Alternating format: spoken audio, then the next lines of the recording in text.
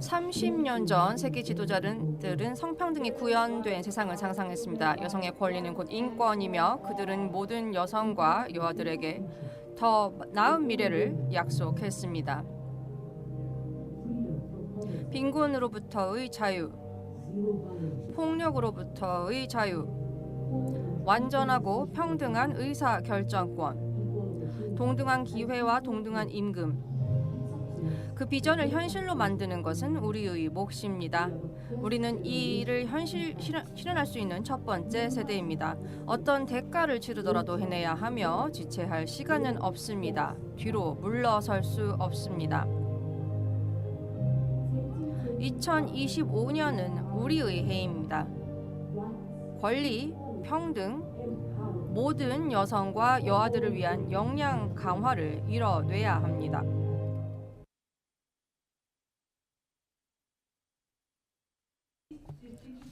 귀빈 여러분, 파트너 여러분, 유엔 여성기구 2025년 세계 여성의 날 기념식에 오신 것을 환영합니다. 저는 서울에 있는 유엔 여성기구 지식 파트너십 센터의 이하정 대외협력 팀장입니다.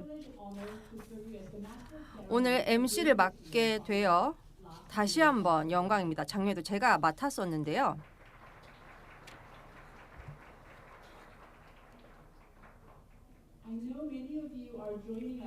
여러분, 오늘 적어도 두 번째, 세 번째 참여해 주시는 것으로 알고 있습니다. 이 행사가 연례 행사로 잡아들어 여성과 여아들의 기여를 축하하게 되었습니다. 오늘은 행사 전반에 걸쳐 동시 통역이 제공되고 있습니다. 한국어는 채널 1번, 영어는 2번입니다. 테이블에 준비된 통역 기기를 착용해 주시고 혹시 없으시다면 손을 들어주시면 저희가 통역 기기를 제공해 드리도록 하겠습니다. 여러분들 한국어 또는 영어를 이해하시더라도 저희가 오늘 통역사 두 분이 있기 때문에 열심히 준비하신 통역사님들의 훌륭한 통역을 들어주신다면 보다 생생한 감동을 느낄 수 있을 것입니다. 통역사 여러분들께 박수 부탁드리겠습니다. 안녕하십니까. 세계 여성의 날 행사에 오신 것을 환영합니다. 저는 유엔 여성기구 지식 파트너십 센터의 이하정 팀장입니다. 오늘은 30여 명이 넘는 대사님들과 외교관들께서 많이 참석하신 관계로 부득이하게 제가 영어로 행사를 진행하는 점을 양해 부탁드리겠습니다. 저희 통역기를 착용해 주시고요. 한국어는 1번, 영어는 2번입니다.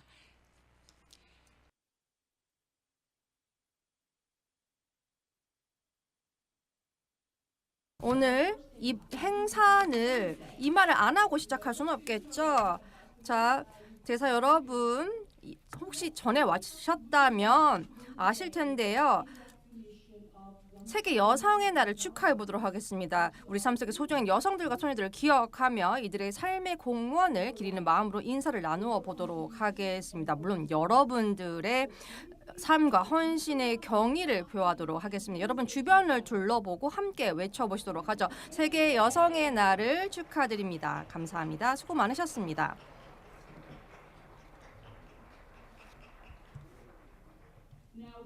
이제 뉴욕에서 세계 여성의 날을 기념하여 보내온 두 개의 공식 영상 메시지를 상영하겠습니다. 첫 번째는 유엔 여성기구 총재 시마 바우스님의 메시지, 그리고 이어서 유엔 사무총장 안토니오 구에후스님의 메시지를 시청하겠습니다. 세계 여성의 날을 맞아 우리는 여성과 여아의 힘, 회복력, 그리고 리더십을 기념합니다. 우리는 현재 상황을 점검하고 모든 여성과 여아를 위한 성평등을 더욱 가속화할 것을 다시금 다짐합니다.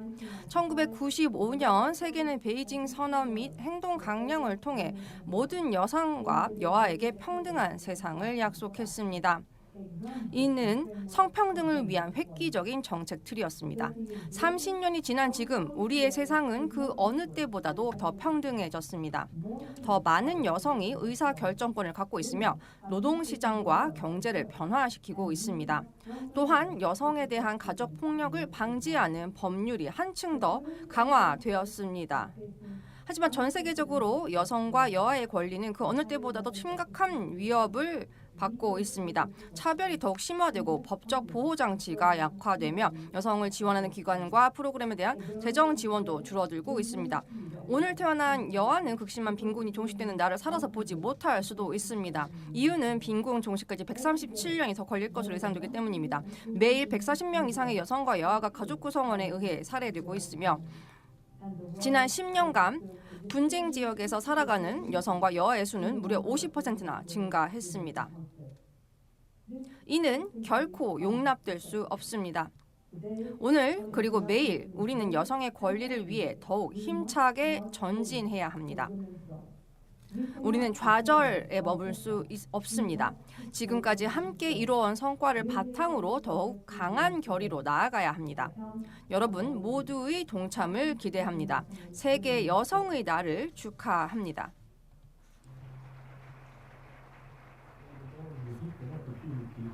여성과 여아를 위한 동등한 기회의 문이 열릴 때 모두가 승리합니다. 평등한 사회는 더 번창하며 평화롭고 지속 가능한 발전의 기반이 됩니다. 세계 여성의 날을 맞아 북경 세계 여성대회 30주년을 기념하며 그동안의 진전과 성과를 되짚어보도록 하겠습니다. 이 대회는 여성의 권리를 혁신적으로 변화시키고 인권으로서 그 권리를 자리매김시켰습니다. 그때부터 여성과 여아는 장벽을 무너뜨리고 고정관념을 타파하며 정당한 지위를 요구하였습니다. 그러나 우리는 당면한 과제를 직시해야 합니다. 여성 인권은 저항을 맞닥뜨리고 나아가 퇴보의 위기에 처해 있습니다. 폭력, 차별, 경제적 불평등이라는 오래된 악은 여전히 사회를 병들게 하고 있습니다. 새로운 위협으로 떠오른 편향적 알고리즘은 온라인 공간의 불평등을 내재화하며 새로운 괴롭힘과 폭력의 장을 만들어가고 있습니다. 성평등이 주류가 되기는커녕 오히려 여성 혐오가 주류로 자리 잡고 있습니다. 우리는 이러한 부조리에 단호히 대응해야 합니다. 또한 여성과 여아가 동등한 기회를 누릴 수 있도록 계속 노력해야 합니다. 우리는 국가들이 성평등에 투자할 수 있도록 자금을 활성화하고 그 투자를 우선시할 수 있도록 해야 합니다. 또한 좋은 일자리를 위한 평등한 기회를 제공하고 성별 임금 격차를 해소하며 돌봄 노동에 대한 문제를 해결해야 합니다. 여성 및 여아에 대한 모든 형태의 폭력을 종식시키기 위한 법률을 강화하고 시행해야 하며 평화 구축을 포함한 의사결정 과정에 여성들이 전면적으로 참여할 수 있도록 해야 합니다. 그리고 스템 분야에서 여성과 여아가 겪는 장애물을 제거해야 합니다. UN 미래를 위한 협약과 글로벌 디지털 협약은 이러한 행동을 이끄는 방향을 제시합니다. 여성과 여아가 성장할 때 우리 모두가 함께 번영합니다. 모두 여성과 여아, 나아가 모두를 위해 권리, 평등, 역량 강화를 실현할 수 있도록 굳건히 나아갑시다.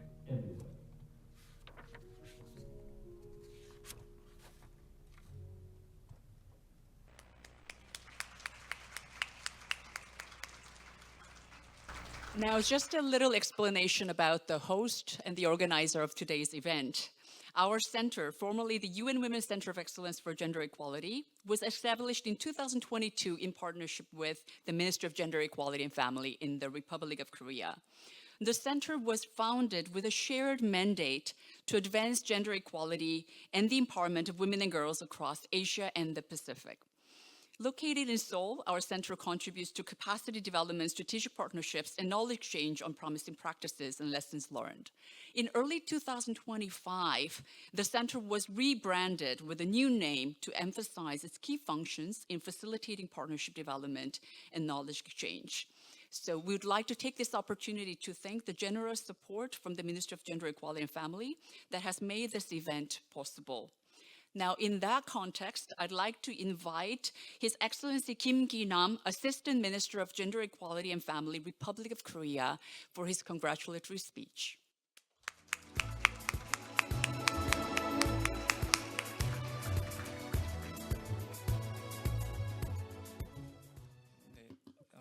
만나 뵙게 돼서 반갑습니다. 대한민국 여성가족부의 기획조정실장 김기남이라고 합니다.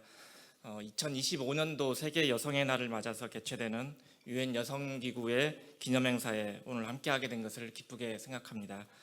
모든 여성을 위한 권리, 평등, 역량 강화를 주제로 하는 오늘 행사가 아시아 태평양 지역 여성의 권익과 성평등에 대한 인식 그리고 노력을 더욱 확산하고 강화하는 계기가 되기를 기원합니다.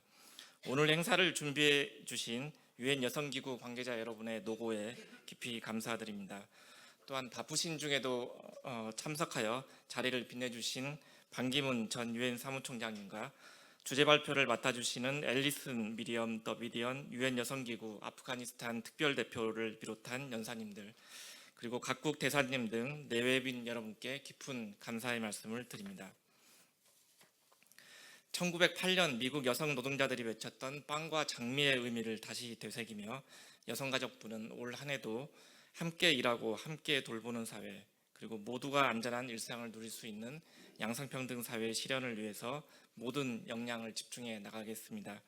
지금 한국을 비롯한 많은 국가들이 급속한 디지털 기술과 산업 발전 과정에서 대두되는 신종 폭력에 대한 대응 그리고 여성의 경제활동 참여 확대 저출생 고령화 위기와 같은 다양하고 복합적인 과제들에 직면해 있습니다.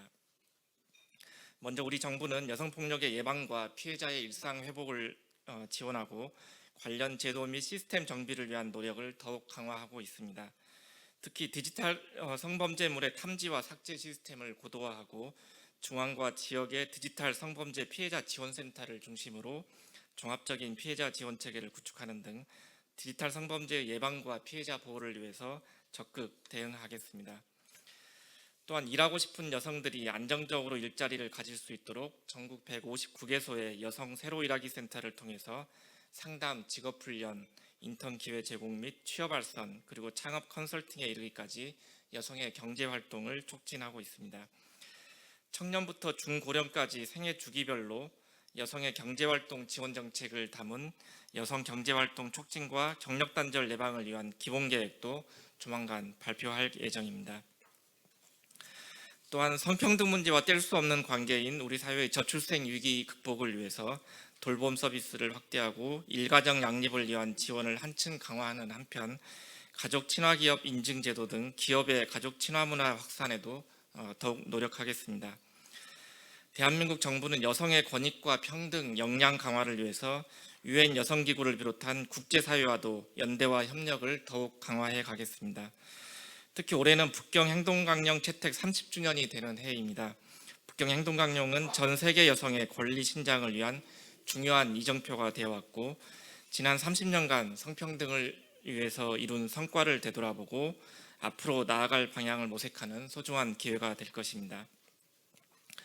또한 오는 8월에는 한국에서 에이펙 여성경제회의가 개최됩니다. 이 회의는 여성들의 역량 강화와 경제활동 참여 활성화를 위한 정책과 프로그램들을 공유하고 다양한 협력 방안이 논의될 예정입니다. 여러분들의 많은 관심과 협력을 부탁드립니다. 아무쪼록 오늘 행사가 아시아 태평양 지역 여성의 권익과 평등, 역량 강화를 위한 의미 있는 자리가 되기를 기원합니다. 감사합니다.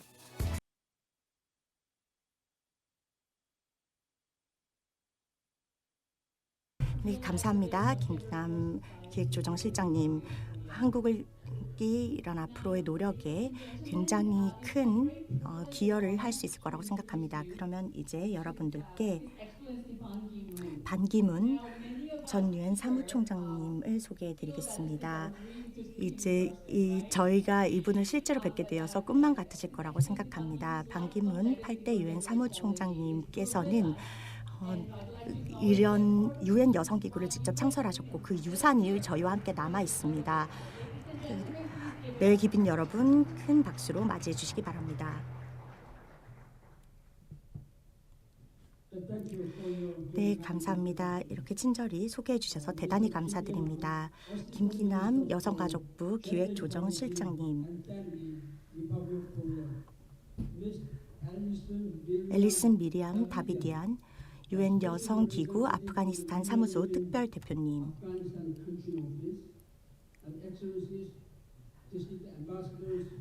각국 대사님, 내외 기빈 여러분,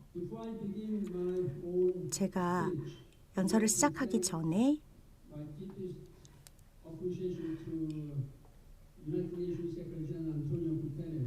안토니오 구테스 유엔 사무총장님께 진심으로 감사드리고 싶습니다. 유엔 여성기구 총재님께서 정말로 멋진 메시지를 남겨주셨습니다. 그리고 유엔 사무총장님께서도 아주 멋진 메시지를 남겨주셨는데요. 네, 오늘 이 유엔 여성기구가 세계 여성의 날 기념식을 개최해 주신 데 대해서 대단히 감사드립니다. 그리고 저 3월 9일이 세계 여성의 날이었는데 그 세계 여성의 날을 저희가 이렇게 함께 기념하고 있습니다. 그리고 특히 앨리슨 미리암 다비디안 유엔 여성기구 아프가니스탄 사무소 특별 대표님, 어려운 상황에서도 노고에 대단히 감사드립니다. 이렇게 참석해 주신 데 대해서 감사드리고 앞으로도 기여해 주시기를 바랍니다. 그리고 여기 많은 대사님들과 외교부에서 또 참석을 해주셨는데요. 여러분들의 적극적인 지지와 관심에 대단히 감사드립니다. 여성과 여아를 위한 여러분의 지지가 큰 힘이 됩니다. 오늘 저희 기념식의 주제는 모든 여성과 여아의 권리, 평등, 역량 강화입니다. 이 주제는 제가 개인적으로 굉장히 관심이 많고 저에게도 개인적으로 와닿습니다. 8대 유엔 사무총장으로서 저는 세계 여성의 날에 공식 연설을 많이 했었습니다. 그래서 그 제 임기 동안 제가 했던 연설 내용이 많이 떠오릅니다. 오늘 행사 주제가 굉장히 강력한 주제를 상기시키는 것 같습니다. 우리가 여전히 여성 인권 관련해서 갈 길이 멀다는 것입니다. 여전히 우리는 견고한 불평등에 고군분투하고 있습니다. 이런 불평등은 단순히 여성의 삶뿐만 아니라 우리 전 세계의 사회, 경제, 정치적 발전에 영향을 끼치고 있습니다. 여러분, 북경 행동 강령은 1995년에 채택되었고 전 세계의 양성평등 추구의 가장 중요한 이정표였습니다. 이것은 단순한 프레임워크가 아니었으며 여성과 여아가 삶의 모든 측면에 참여하도록 행동을 촉구한 강령이었습니다. 북경 행동 강령은 12개의 핵심 분야에서 대담한 안건을 설정했습니다. 경제 참여, 교육, 보건, 폭력 예방, 정치 참여 등의 안건 등이 채택되었습니다. 사무총장으로 재임하는 동안 저는 이런 안건들을 열정적으로 주창했고 그 이유는 저는 여성의 권익 신장이 단순히 도덕적인 의무가 아니라 평화와 안보, 경제 발전의 강력한 동인이라고 생각했기 때문입니다. 우리는 지속 가능 발전 목표를 달성할 수 없고 그 지속 가능 발전 목표 SDG 5를 여성과 여아의 권익 신장 없이는 달성할 수가 없습니다. 그리고 기후 변화도 타파할 수가 없습니다. 올해는 북경 행동 강령이 채택된 지 30주년이 되는 해입니다. 그래서 우리는 이 30년간의 진전을 살펴보고 또 유엔 여성기구 15주년을 돌이켜보면서 우리가 충분히 해왔는가 자문해야 할 때입니다. 축하하고 기념해야 할 일이 많지만 더 많은 여아들이 학교에 다니고 더 많은 여성들이 리더십 역할을 수행하고 있고 또 양성평등이 많이 이루어졌지만 여전히 전 세계의 여성과 여아는 상당한 어려움을 겪고 있습니다.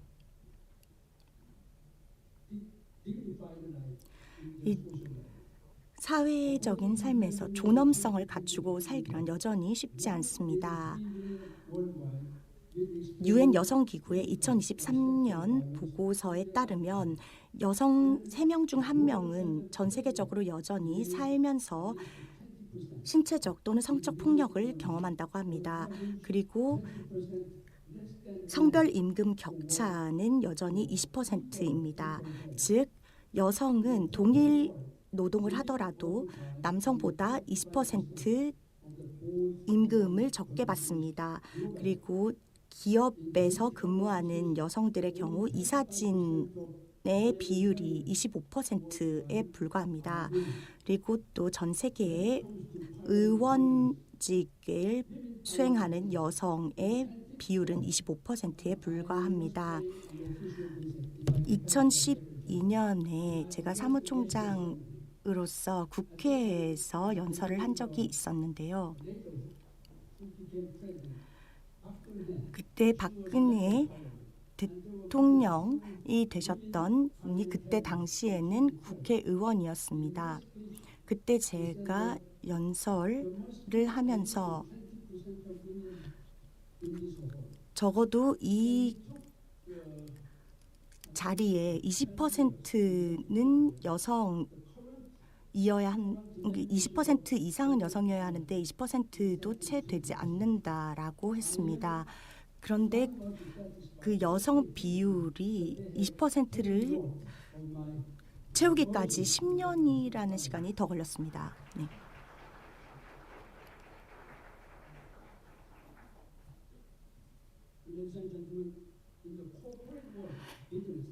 기업에서는 여성이 이사진의 25%밖에 차지하지 못합니다. 그리고 전 세계 의원직의 25%만이 여성입니다. 다시 한번 강조하겠습니다. 이것은 선진국에 거주하든 개발도상국에 거주하든 평균적인 비율입니다. 그래서 이러한 격차는 상당히 큽니다. 그래서 제가 모든 정부들에 촉구하고 싶습니다. 정부, 기업, 자선단체, 시민단체, 전 세계 시민들에게 최우선 과제로 삼아서 저희가 30년 전 베이징에서 한 약속을 이제 실현해 달라고 촉구하고 싶습니다. 저는 유엔 여성 기구를 2010년에 창설했습니다. 유엔의 양성평등이라는 이 중요한 일을 가속화하기를 바랐기 때문입니다. 특히 올해 유엔 여성기구가 15주년을 기념하게 되어서 너무나 기쁩니다. 전 세계의 선을 위해서 노력하며 여러 연결점들을 연결하고 있어서 너무나 기쁩니다. 하지만 유엔 여성기구는 이 일을 혼자 할 수 없습니다. 모든 정부, 모든 기관이 함께 협력해야 하며 여기 계시는 여러분 모두가 모든 여성과 여아가 폭력 없는 삶, 차별 없는 삶, 정의로운 삶을 살 수 있도록 도우셔야 합니다. 유엔 여성기구 15주년을 기념하면서 제가 뭔가 비밀을 하나 공유하고 싶습니다. 이 새로운 사무총장이 되었을 때 저는 유엔 여성기구를 설립하고 싶었습니다. 다들 이제 새로운 기구를 하나쯤은 만들고 싶어 하는데 사실 그게 쉽지는 않습니다. 제 기억이 맞다면 그때 이후로 저는 사실 새로운 조직이 유엔에서 만들어진 적이 없습니다. 유엔 여성기구 빼고는요.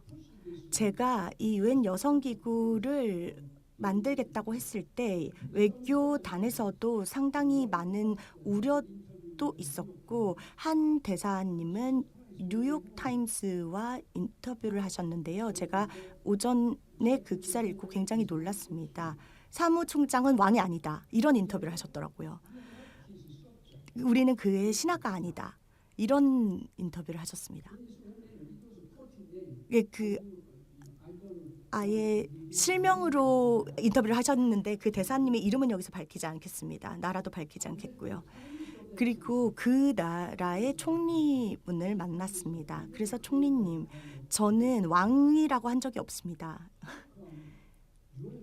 그런데 어떻게 그 대사님이 저를 왕이라고 비난합니까? 뉴욕타임스에서 저를 이렇게 공개적으로 비난할 수 있습니까? 라고 했더니 총리님이 당황하시더라고요. 그러면서 그 국가안보 보좌관을 보내셨고 그분이 저한테 사과하셨습니다. 근데 그리고 이제 그 대사님은 소환을 당했죠. 그런데 이 이야기가 퍼진 이후에 모든 대사님들은 이제 반대를 하지 않으셨습니다. 그래서 제가 유엔 여성 기구를 만들 수 있었지만 이게 쉽지 않은 일이었습니다. 이런 큰 기관을 만든다는 것은 특히 유엔 내에 이 사무총장 산하의 기구를 만든다는 것은 쉽지 않았습니다. 그래서 제가 리더로서 할 수 있는 일은 무엇일까 생각을 했고, 그래서 제가 누가 이 유엔 여성 기구의 총재가 될 수 있을까를 생각했는데요. 그때 콜롬비아의 전 대통령이셨던 분을 선택했습니다. 아시겠지만 그분이 굉장히 큰 기반을 닦으셨고요. 그 2년 동안 담당하신 이후에 그분이 콜롬비아로 돌아가셔서 대통령을 다시 하셨고, 그리고 재선이 되신 다음에 다시 유엔 여성기구로 돌아오셔서 또 많은 지원을 해주셨고 많은 영향을 끼치셨습니다. 네, 제가 이제 제 연설 마무리하겠습니다. 여성과 여아의 권익 신장은 단순히 옳은 일이 아니라 정말 현명한 단 하나의 일입니다. 전 세계의 발전과 지속 가능한 또 평화로운 번영을 위해서 필요한 일입니다. 어떤 이들은 양성평등이 달성하기 불가능한 일이다라고 주장할 것입니다. 문화적 차이 때문에 불가능하다라고 주장하겠지만 이것은 사실이 아닙니다. 문화적 차이 때문에 어떤 일도 할 수 없다. 충분히 하지 않는 데 대한 변명거리로 누군가는 삼기도 합니다. 하지만 이런 유해한 문화적인 관행을 중단함으로써 인류의 역사는 발전해 왔습니다. 그리고 이런 정의롭지 못한 관행들과 억압을 중단해 가면서 인류는 발전해 왔습니다. 우리는 우리의 의지를 발현하면서 구조적인 장벽을 무너뜨릴 수 있고 모든 여성과 여아가 번영하도록 할 수 있습니다. 이런 유의미한 발전을 위해서 또 다른 10년을 기다릴 수는 없습니다. 여성과 여아가 아직도 고통받고 있습니다. 이 여성과 여아의 잠재력을 극대화해야지만 우리는 더 나은 미래로 나아갈 수 있습니다. 그렇기 때문에 저는 이 주제에 신경 쓰는 것이고, 그렇기 때문에 우리 모두가 양성평등을 진지한 미션으로 그리고 최우선 과제로 삼아야 합니다. 네, 기빈 여러분, 이제 세 가지 측면을 강조하고 싶습니다.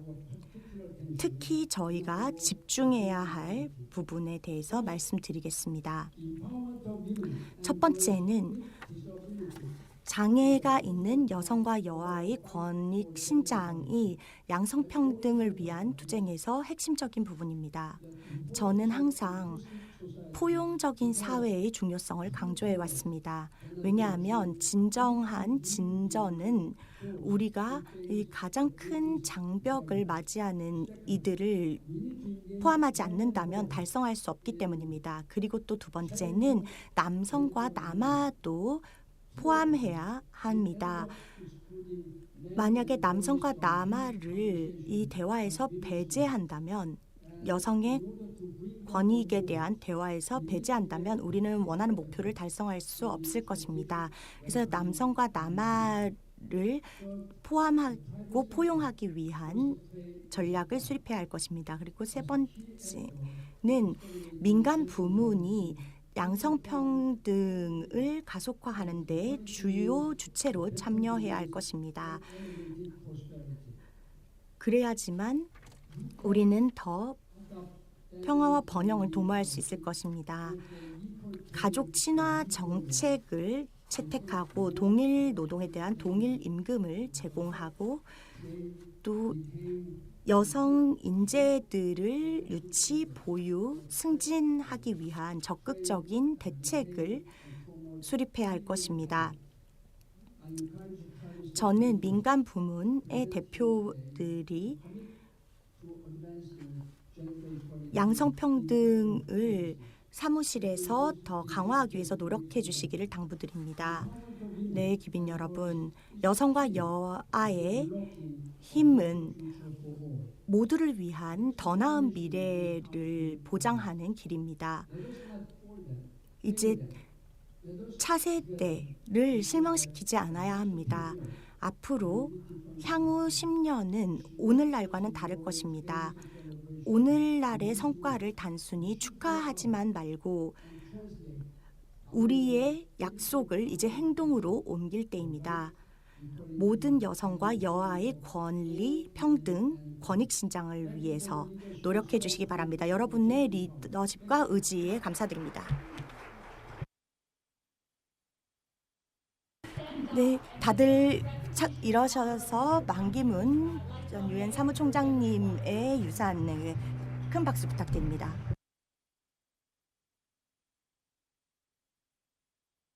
좋은 말씀 감사드립니다.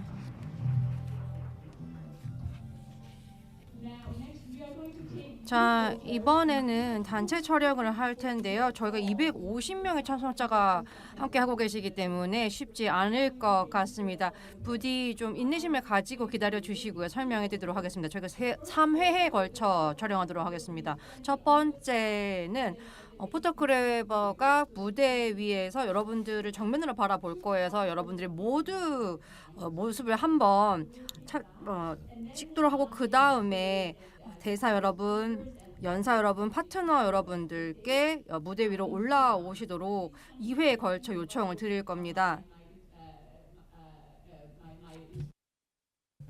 부디 제 지시를 잘 기억해 주시고요. 먼저 사진 작가님 무대 위로 올라오셔서 웃어주세요. 크게 웃어주세요.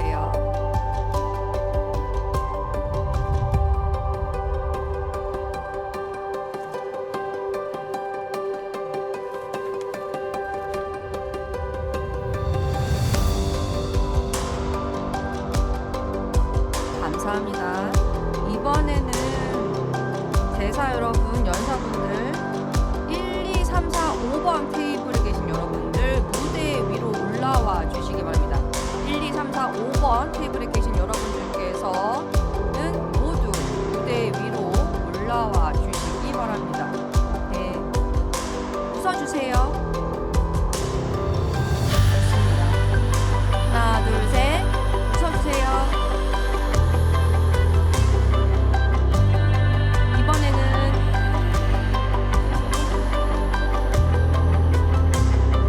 모든 여성과 여아를 위하여라고 외쳐보겠습니다. 감사합니다. 다시 돌아가시고요. 연사분들은 남아주세요.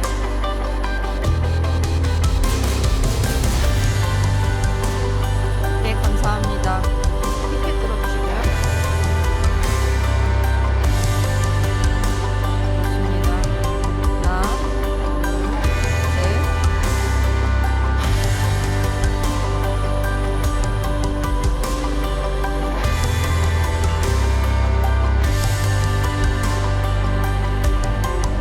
좋습니다. 감사합니다, 여러분. 이제 좌석으로 돌아가 주시기 바랍니다. 2015년 세계 지도자들은 2030년까지 모든 여성과 여아가 동등한 권리와 기회를 누리는 현실을 꿈꿨습니다. 우리의 미래에 투자하고 약속을 지켜주세요. 앞으로 6년, 우리는 목표에 도달할 수 있을까요? 지금 속도라면 오늘 태어난 여아가 국회에서 남성과 동등한 의석을 갖는데 39년, 조혼이 종식되는데 68년, 여성과 여아의 극단적 빈곤이 사라지는데 137년이 걸릴 것입니다. 하지만 동시에 변화가 가능하다는 증거도 그 어느 때보다 많아지고 있습니다. 가정폭력법이 있는 나라에서는 친밀한 관계에서의 폭력 비율이 낮아지고 있습니다. 디지털 격차도 좁혀지고 있으며 2023년 기준 여성의 75%가 휴대전화를 소유하고 있습니다. 그리고 지금 2015년보다 540만 명 더 많은 소녀들이 학교에 다니고 있습니다. 분쟁, 위기, 기후변화 속에서도 세계 인구의 절반을 간과할 수 없습니다. 성불평등이 초래하는 비용은 너무 크고 성평등이 가져오는 혜택은 결코 외면할 수 없을 만큼 큽니다. 우리는 세계 지도자 여러분께 지금 약속하고 투자해 줄 것을 요구하는 바입니다. 모든 여성과 여아가 자신의 잠재력을 온전히 펼칠 수 있도록 말입니다. 성평등은 단순한 꿈이 아닙니다. 실현 가능한 현실입니다. 하지만 우리 모두가 나설 때만 가능합니다. 귀빈 여러분, 이번에는 카불에서 오신 앨리슨 미리암 다비디안 유엔 여성기구 아프가니스탄 사무소 특별 대표님을 모시겠습니다. 아프간에서 서울까지 오늘 행사를 위해서 먼 길을 오셨어요. 귀중한 시간 내주셔서 감사합니다. 유엔 여성기구 아시아 태평양 지역 사무소에서 거버넌스 평화 안보 프로그램을 총괄하셨고요. 또한 과거 우간다 사법 접근성 프로그램 운영 경험도 갖고 계십니다. 여러분 박수로 모셔주시기 바랍니다.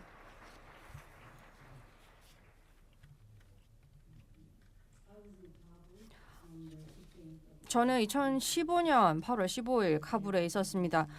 그날 탈레반이 도시를 장악했고 동시에 아프가니스탄 전역을 지배하게 되었습니다. 전 세계가 충격에 빠진 순간이었죠.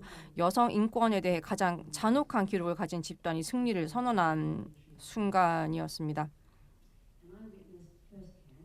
저는 직접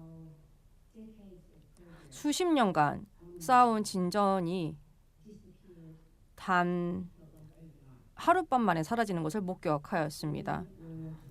여성은 집에 머물라는 지시를 받았고 점차 일할 권리와 경제 활동의 기회가 대부분 사라졌습니다. 여성부는 해체되었으며 이것이 탈레반 정권의 첫 조치 중에 하나였고요. 대신 가혹하고 차별적인 명령을 강제하는 도덕 경찰이 들어섰습니다. 여학생들은 고등학교와 대학교에 다니는 것이 금지되었으며 이로 인해 아프간은 세계에서 유일하게 정책적으로 여학생의 중등 교육을 금지하는 국가가 되었습니다. 이제 탈레반이 집권한 지 이제 막 3년이 지났지만 이들의 집권에 따른 정책의 영향은 이미 느껴지고 있고 또 앞으로 수세대에 걸쳐 지속될 것으로 보입니다. 저희가 데이터를 가지고 있는데요. 2020년 내년까지 이로 인해 약 110만 명의 여아가 학교에 다니지 못할 것으로 추정되며 이로 인해 산모 사망률이 50% 증가할 것으로 보입니다. 2066년까지 여성 고등교육 금지가 지속된다라면 아프간 경제는 960만 달러의 손실을 입을 수 있습니다. 이는 GDP의 거의 3분의 2에 해당하는 것입니다. 하지만 이건 아프간만의 위기는 아닙니다. 아프간의 상황이 극단적이기는 하나 이러한 사례는 우리가 일군 발전이 얼마나 위태로운지 여성의 권리의 쇠퇴가 얼마나 빠르게 전 세계적으로 확산될 수 있는지 보여주고 있습니다.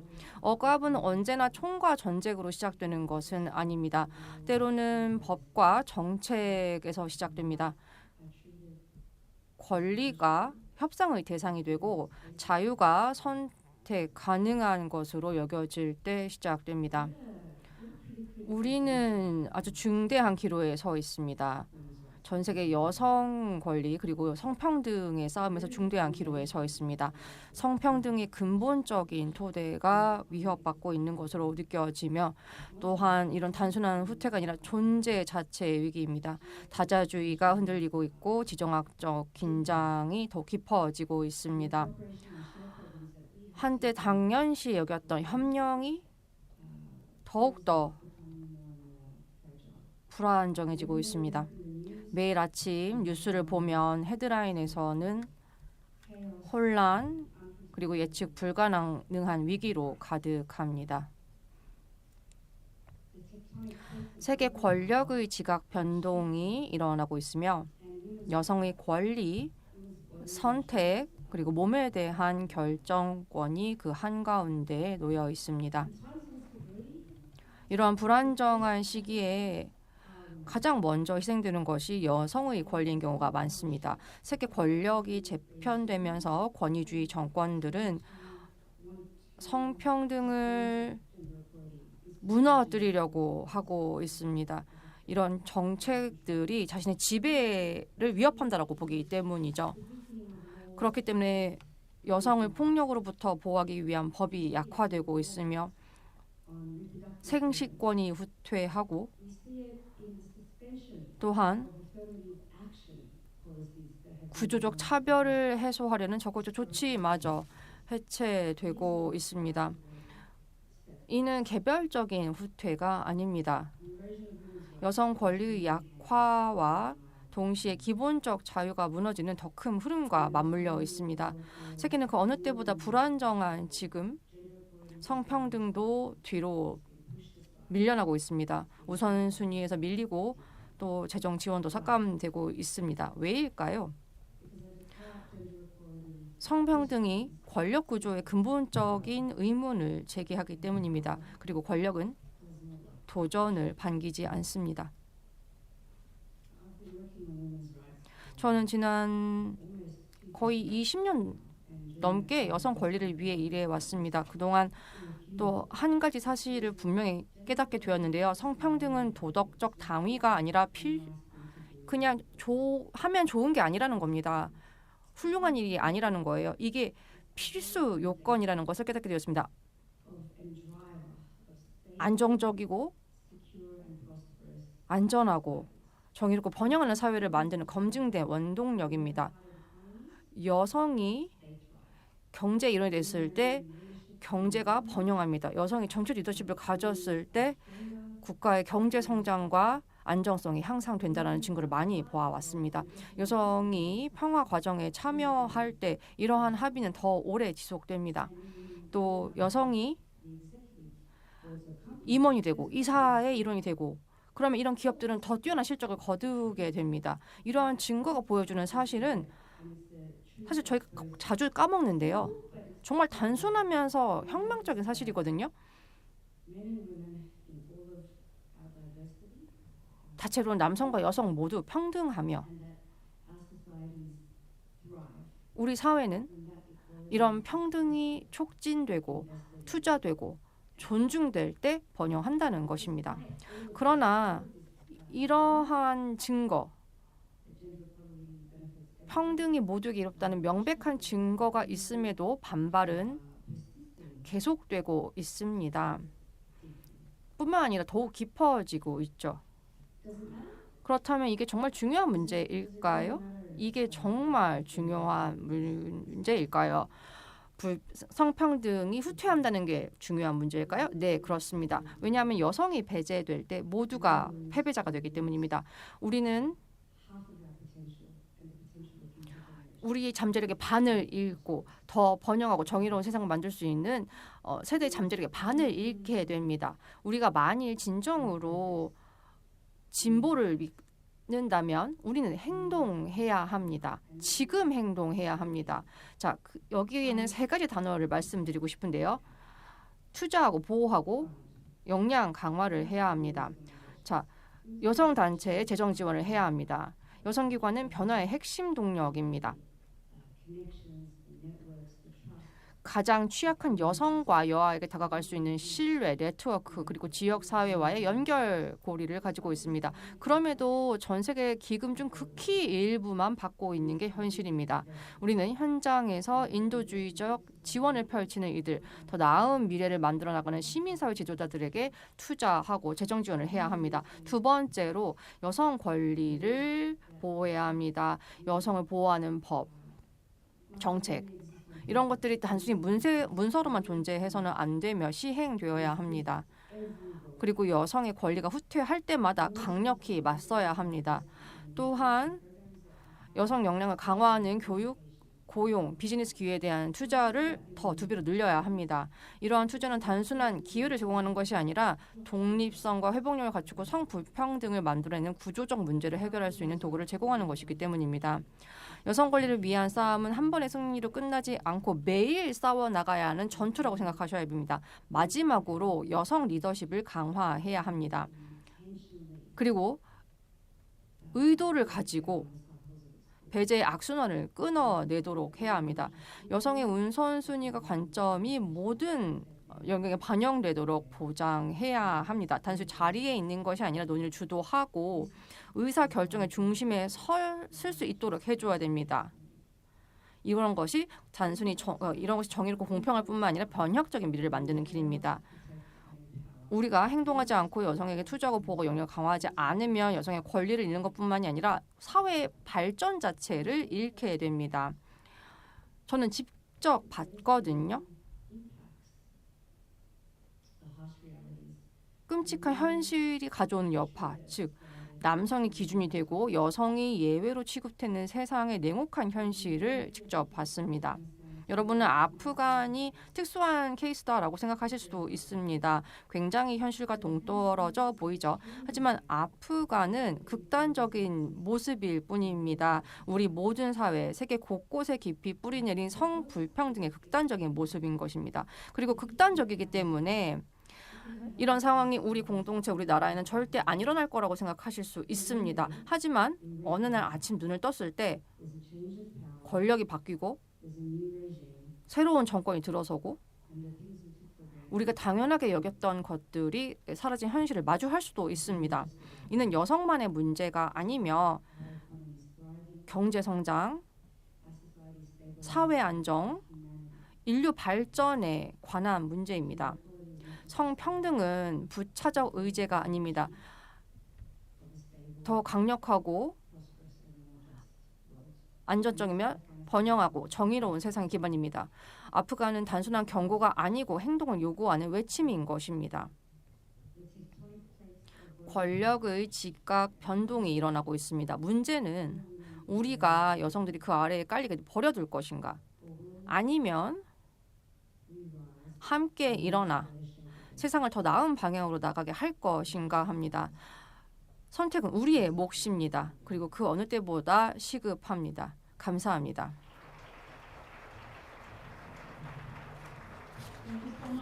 감사합니다. 열정적인 행동 촉구의 말씀 진심으로 감사드립니다. 다비디안 대표님.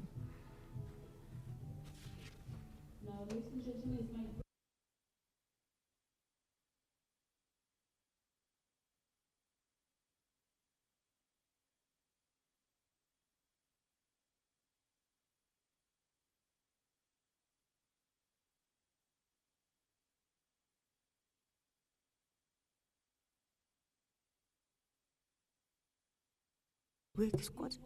네, 이 김예원 장애인권법센터 대표 변호사님은요, 그 공익 변호사이시고 무료로 여성과 여아들을 위해서 변호를 해주고 계십니다. 특히나 취약한 그 상황에서 범죄 피해자가 된 분들을 위해서 변호를 해주고 계시고요. 2021년에는 범죄 피해자 지원 공로 대통령 표창을 받으셨고 2023년엔 제11회 변호사 공익대상을 수상하셨습니다. 네, 기분 여러분, 김 변호사님을 큰 박수로 환영해 주시기 바랍니다.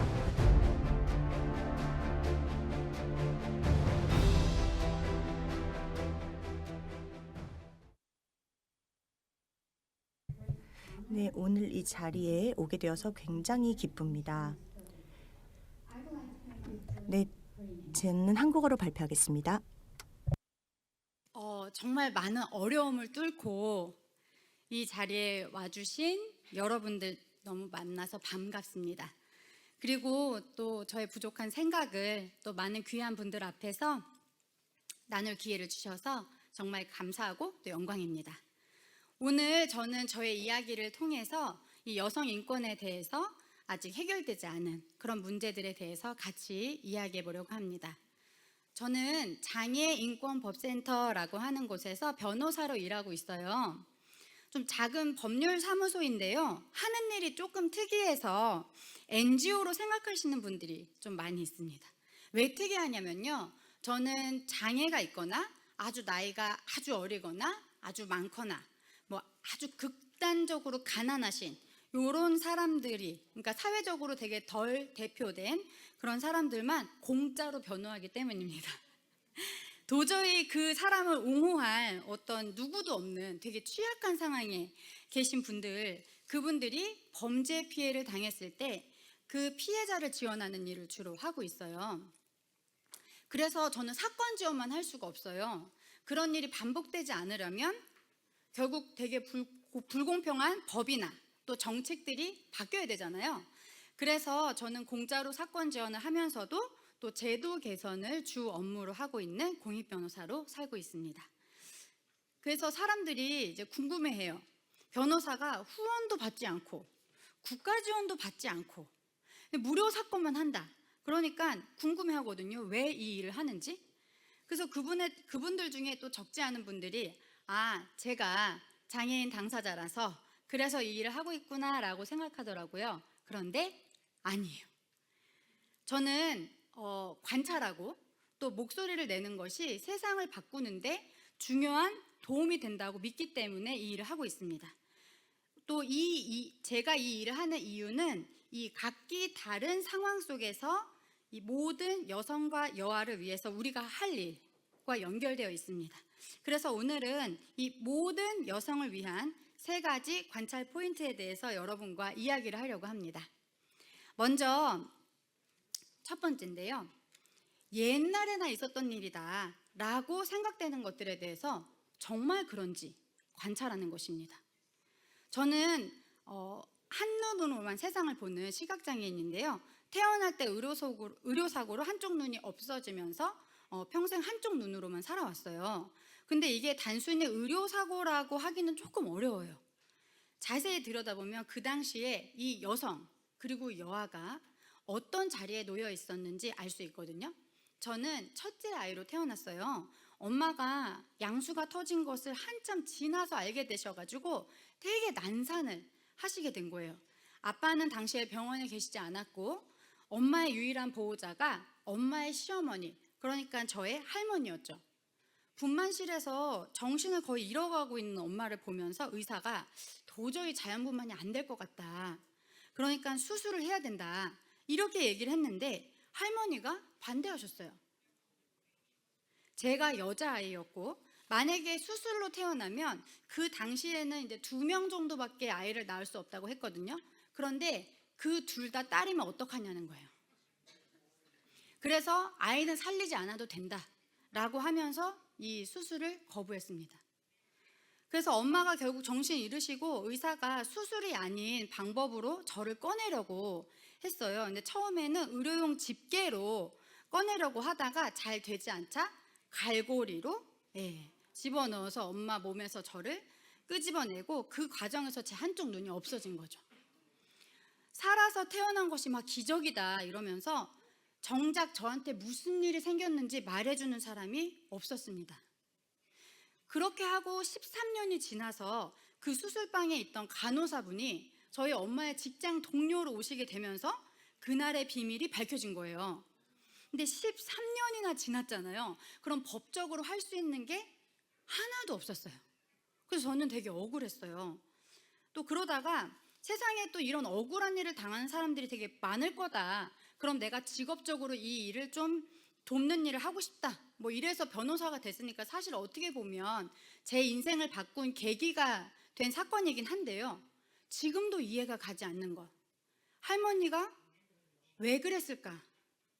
본인도 여성이면서 왜 내가 딸이라는 이유로 수술에 동의하지 않았을까? 그때는 40년 전이니까 여자아이보다 남자아이 더 원하던 시대니까 그럴 수 있지 않았겠냐 이렇게 생각하시는 분도 있을 거예요. 시대가 변해서 지금은 그런 일 생기지 않는다. 과연 그럴까요? 저는 사건을 통해서 수많은 사람들을 만납니다. 얼마 전에는 태어날 때부터 지적장애가 심하게 있는 성폭력 피해 여성을 만났거든요.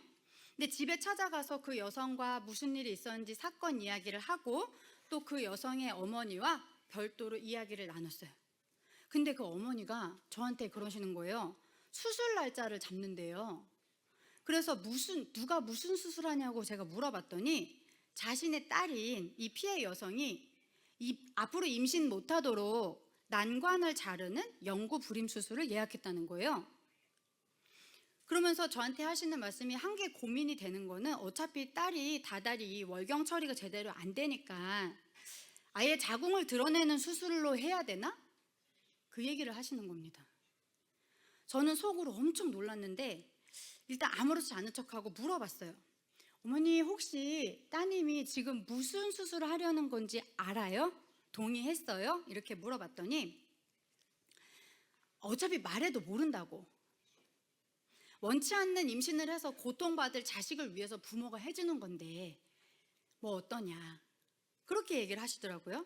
그래서 제가 이렇게 얘기했어요. 어머니 따님이 동의 안 했는데 그 수술 하시면요 저 어머니 경찰에 신고할 수밖에 없는데 어떻게 괜찮으시겠어요? 하고 말씀드렸어요. 말린 거죠. 여러분 이 일들은요 40년 전에만 있었던 일이 아니라 오늘날에도 있는 일이에요. 옛날에만 있었던 일이고 태어난 나라가 다르니까 있었던 일이고 자라온 문화가 달랐으니까 있었던 일이다. 예외적인 일이다. 그렇지 않습니다. 보시다시피 같은 나라, 같은 시대를 사는 사람이라도 장애 여성이나 소녀와 같이 더 취약한 사람에게는 지금도 일어나는 일이에요. 그래서 저는 이걸 관찰하면서 물어봅니다. 이거 진짜 옛날에만 있었던 일 맞아요? 이렇게. 두 번째는 이미 법으로 또 제도로 정착되었다고 믿는 것들에 대한 관찰이에요. 오랫동안 싸워서 법이나 매뉴얼이 어느 정도 실무에 정착됐다라고 믿어지는 것들 있잖아요. 그런 것들이 제도의 퇴행으로 순식간에 예전 상황으로 휙 되돌아가는 그런 상황을 만납니다. 사실 지금도 세계 여러 나라에서 이런 사례를 볼 수 있죠. 방금 전에 우리 다 들었잖아요. 정치나 종교를 주도하는 세력이 바뀌면서 원래 여성들이 당연하게 누려왔던 권리들이 한순간에 위협받는 그런 상황들. 이런 것들은 단순한 백래시라고 보기는 어려운 구조적인 퇴행입니다. 얼마 전에 제가 겪은 일 하나 말씀드릴게요. 최근 몇 년 사이에 한국이 이 형사소송법이 크게 바뀌면서 이제는 경찰이 검찰의 슈퍼비전이나 리뷰 없이 사건을 단독으로 종결할 수 있게 되었습니다. 이 모든 사건의 수사를 경찰이 도맡아 하다 보니까 경찰의 수사 부담이 커지고 한편으로는 판단 권한도 커졌어요. 근데 큰 권한일수록 여러분 통제돼야 된다는 거 아시죠? 다 동의하시죠? 그런데 갑작스럽게 이렇게 법이 개정되면서 이 수사권을 통제하는 시스템이 약해지면서 요새 현장에서 이런 일이 생기고 있습니다. 한 성인 여성이 직장에서 성적인 괴롭힘을 당했다 이렇게 경찰에 신고를 했거든요. 근데 그 경찰이 그 사건을 혐의 없다라고 하면서 종결하면서 이 피해 여성한테 이렇게 말하는 거예요. 이 일이 소문나면 직장에서 평판도 안 좋아지고 본인도 창피하니까 우리가 배려해서 요 정도로 정리할게요. 저는 이 얘기를 전해 듣고요. 다리에 힘이 쭉 풀리는 것 같았습니다. 왜냐하면 수사기관에서 성폭력 피해 여성한테 이런 식으로 말을 하면서 사건을 종결하는 일이 법이나 우리가 정한 기준에 위반된다. 이거는 이미 결론이 났던 얘기예요. 근데 스리슬쩍 이게 다시 나타난 거죠. 우리는 벌써 예전에 이 산을 넘어서 훨씬 더 나은 이야기를 하고 있었거든요. 인권적 수사를 어떻게 하면 잘할지, 성폭력 피해자 어떻게 더 편견 없이 잘 지원할지 그런 얘기하고 있었는데 수사 권력을 통제하는 시스템이 잘 작동되지 않게 되면서 이렇게 퇴보하더라는 겁니다. 그래서 법이 있으니까 괜찮아, 매뉴얼대로 되고 있으니까 괜찮아, 이렇게 방심하면 안 되겠더라고요. 자녀를 낳고 기르는 일도 마찬가지입니다. 세계에서 가장 빠르게 인구가 소멸하고 있는 한국. 그래서 요새 이 초저출생 문제를 해결하기 위해서 다양한 법과 정책이 만들어지고 있죠. 아빠 육아휴직도 적극적으로 권장하고 무상보육 해주고 또 각종 지원금도 생겨나고 있어요. 그런데요, 제가 셋째 아이를 뱃속에 임신해서 한 7개월쯤 됐을 때 성폭력 피해로 임신해서 출산이 한 달 정도 남은 지적장애 여성이랑 피해 사실을 진술하러 경찰서에 같이 간 적이 있었어요. 근데 그때 이제 서로 배가 이만큼 불러가지고 이렇게 만나서 손잡고 간 거죠. 근데 저는 그 사건보다도 이제 태어날 이 여성의 아이를 어떻게 되나 그게 고민이 많이 되더라고요. 제가 사회복지사이기도 한데요. 장애 여성이 혼자서 이 아이를 양육할 수 있는 방법을 찾아보는, 정말 찾기가 어려워요. 아기 태어나고 전화를 하루에 100통은 한 것 같아요. 온통 거절, no, 다 안 된다는 거예요. 이 여성이 이혼한 적이 있기 때문에 미혼모 시설에서 거절됐었어요. 아기와 동반 입소가 안 된다고 해서 장애인 시설 못 갔어요. 아기가 장애아로 태어날 가능성이 있다. 입양기관에서도 지원이 안 됐어요. 그래서 결국 이 여성은 아기를 양육하는 걸 포기했고, 제가 이 아이가 입소할 보육원을 겨우겨우 찾았거든요. 그래서 이 태어난 아기의 출생신고를 하고 택시에 같이 타가지고 그 시설로 이렇게 이동하면서 그런 생각이 드는 거예요. 막 이렇게 생기고 있는 이 출산 지원책들이 사실 아주 취약한 상황에 있는 사람들한테는 어쩌면 되게 꿈 같은 얘기 아닐까? 남 얘기 아닐까? 제가 법이 있다고 안심하지 않는, 그 세심하게 관찰하는 이유이기도 합니다. 마지막으로 새롭게 만들어지는 차별에 대해서 관찰하는 것을 이야기하고 싶어요. 저는 15년 동안 변호사로, 그리고 여성에게 가해지는 여러 성적인 괴롭힘이나 폭력에 개입을 하고 있는데, 최근 몇 년 사이에 유독 강하게 느끼는 것이 뭐냐면요, 여성을 성적으로 대상화하는 시도들 있죠. 그게 대부분 온라인을 기반으로 일어나고 있다는 겁니다. 세상은 막 AI니 블록체인이니 증강현실이니 이러면서 막 시끌벅적하게 앞으로 막 나아가는 것 같잖아요. 근데 그 틈을 파고드는 새로운 유형의 여성 억압과 차별도 있더라고요. 처음에는 온라인에서 시작돼서 결국에는 오프라인으로 사건이 연결되고 있어요. 제가 요새 이런 일들로 고통받는 여성들, 특히 장애를 가진 여성 청소년들을 지원하면서 제가 제일 좌절하는 부분이 뭔지 아세요? 이 사회가 너무 쉽게 이들의 잘못으로 단정을 짓는 거예요. 네가 제대로 안 알아봤잖아. 네가 그 프로그램 깔았잖아. 네가 네 계정 만들었잖아. 네가 사진 찍어서 보냈잖아. 그러니까 네 책임이지. 이거 어디서 많이 들어본 것 같지 않으세요? 누가 옷을 그렇게 입으래? 그러게 왜 그 시간에 거기 돌아다니래?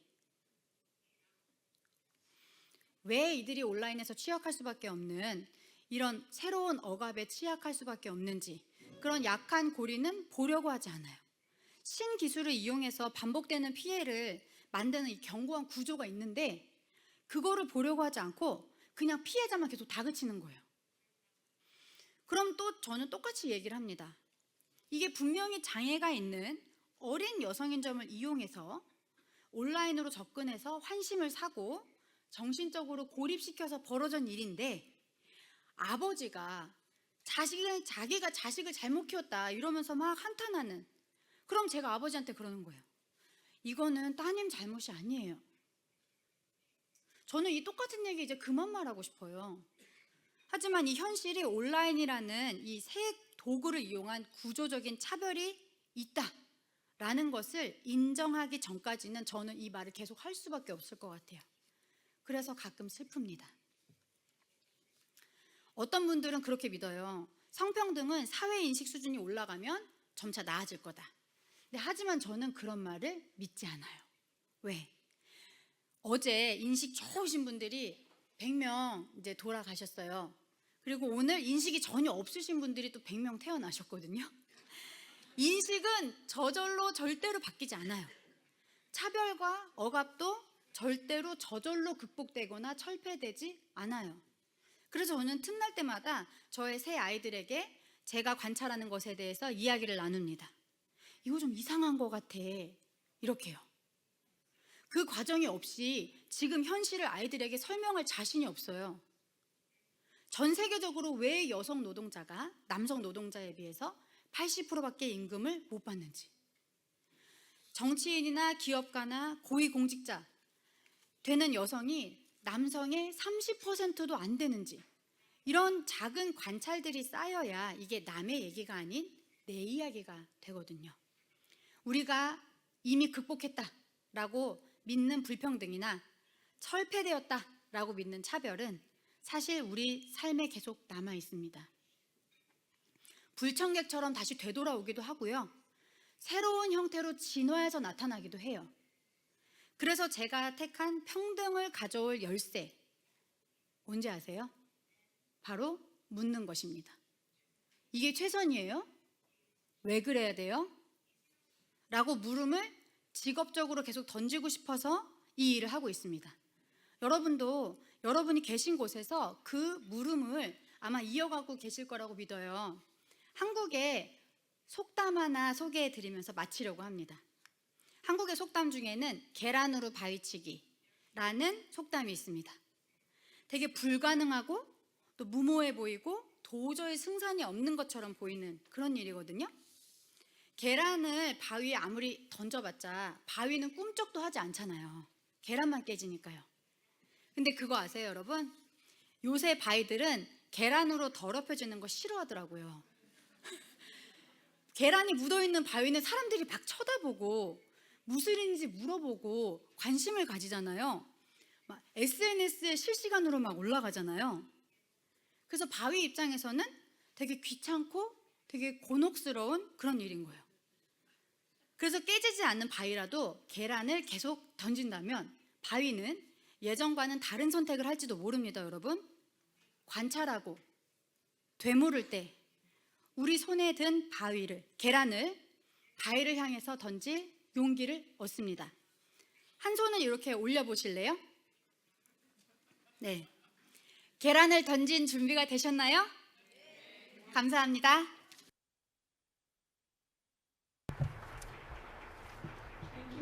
네, 김 변호사님 정말로 영감을 주는 발표 감사드립니다. 네, 이 행사 이후에 저희가 이 동영상을 양 언어로 다 채널에 올려드리겠습니다.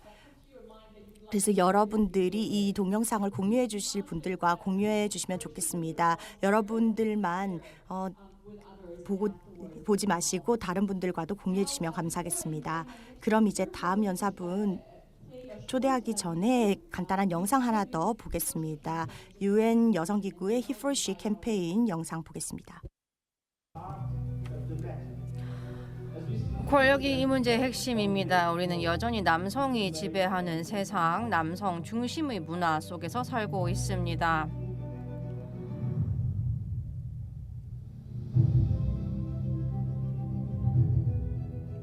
우리는 성불평등을 끝내고자 합니다. 그리고 이를 위해서는 모두가 함께 해야 합니다. 성불평등을 끝내야 하고 이를 위해서는 모두 함께 해야 합니다. 글로벌 움직임을 통해 남성 지배적인 환경을 바꾸고자 노력하고 있습니다. 우리는 함께 성평등을 구현할 수 있습니다. 남성들도 더 정의로운 세상을 구현하기 위해 적극적으로 나서야 합니다. 정부, 기업, 대학이 성평등을 위한 구체적인 약속을 하고 실천하도록 이끌어야 합니다. 이러한 운동으로 매년 3억 건 이상의 대화가 일어나고 있으며 관련 연대는 성평등을 대표하는 6억 명 이상을 대표하고 있습니다. 모든 회원들이 구체적인 변화를 위해 노력하고 있습니다. 왜 항상 여성만이 유리 천장을 깨야 하나요? 그 천장을 부수기 위해 바위를 던질 남성들은 어디에 있습니까? 임금 평등과 같은 문제를 해결하려면 남성들도 이러한 불평등을 바로 잡는 데 동참해야 합니다. 성평등과 성형평성은 100% 올바른 선택이며 비즈니스적으로도 타당합니다. 전 세계 남성들은 공동된 노력과 표적이 있는 행동을 통해 문제를 해결하려고 노력하고 있습니다. 우리는 성폭력, 아동학대, 강제 조언이 없는 세상을 만들겠다라고 다짐합니다. 남성들도 이에 맞서야 합니다. 이러한 챔피언 활성화를 통해 히포시는 변화를 글로벌 캠페인을 통해 일궈내고 있습니다. 이러한 챔피언과 히포시 운동은 변화가 가능함을 보여주고 있습니다.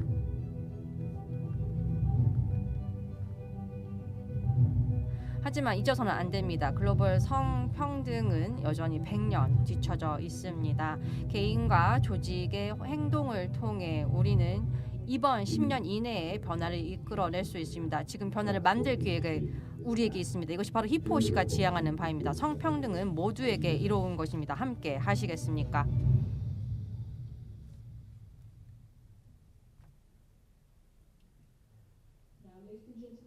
이제 여러분 다음 연사이신 화이트 리본 캐나다 사무총장 움베르토 까롤로님을 모시도록 하겠습니다. 오늘 행사를 위해서 캐나다에서 먼 길을 오셨으며 또한 오늘 이 자리에 함께하실 수 있도록 지원해주신 주한 캐나다 대사관과의 특별한 파트너십에도 깊이 감사드립니다.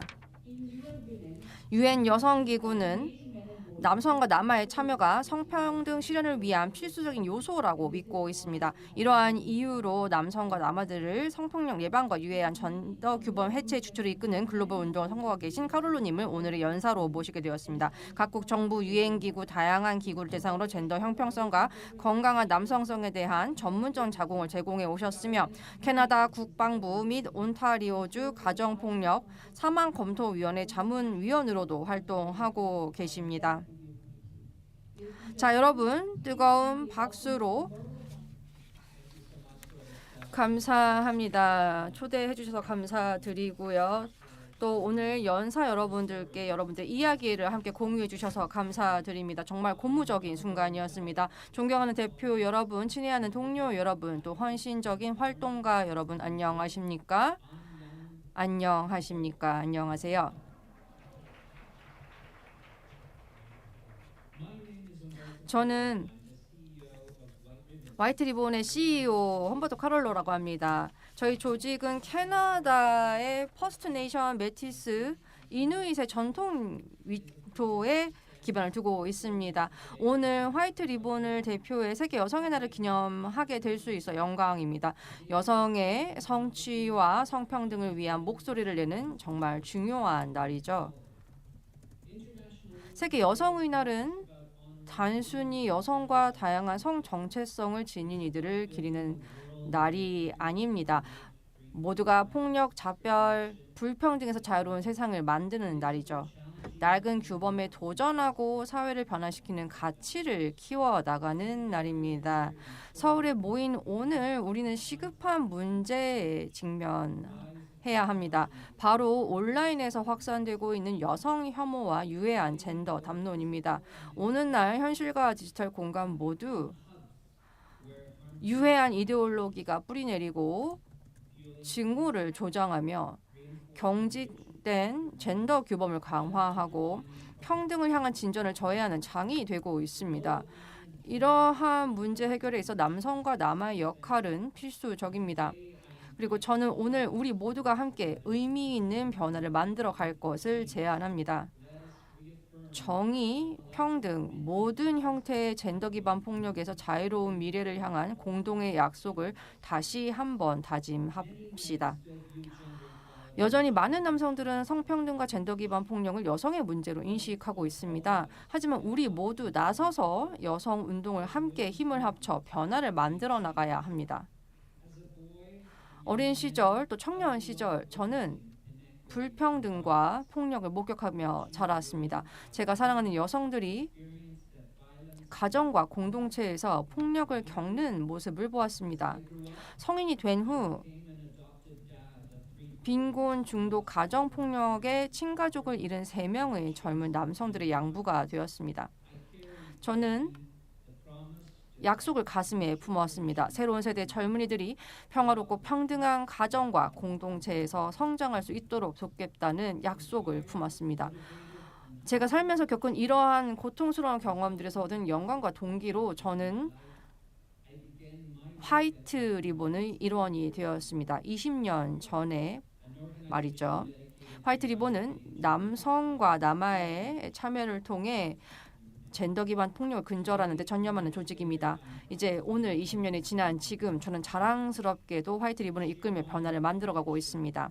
이 중요한 문제와 저의 연결점을 공유함으로써 남성이 성평등에 참여하는 것이 왜 중요한지 이해할 수 있도록 돕고 있습니다.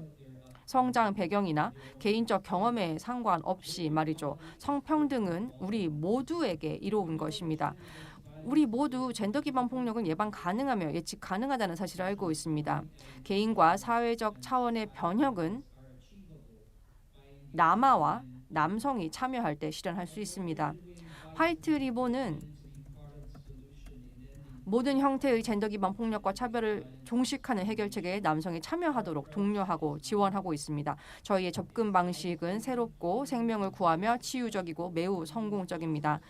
우리는 긍정적인 강점 기반의 교차적 접근법으로 인식, 마음, 문화를 변화시켜 모든 형태의 젠더 기반 폭력과 차별이 없는 세상을 만들고 있습니다.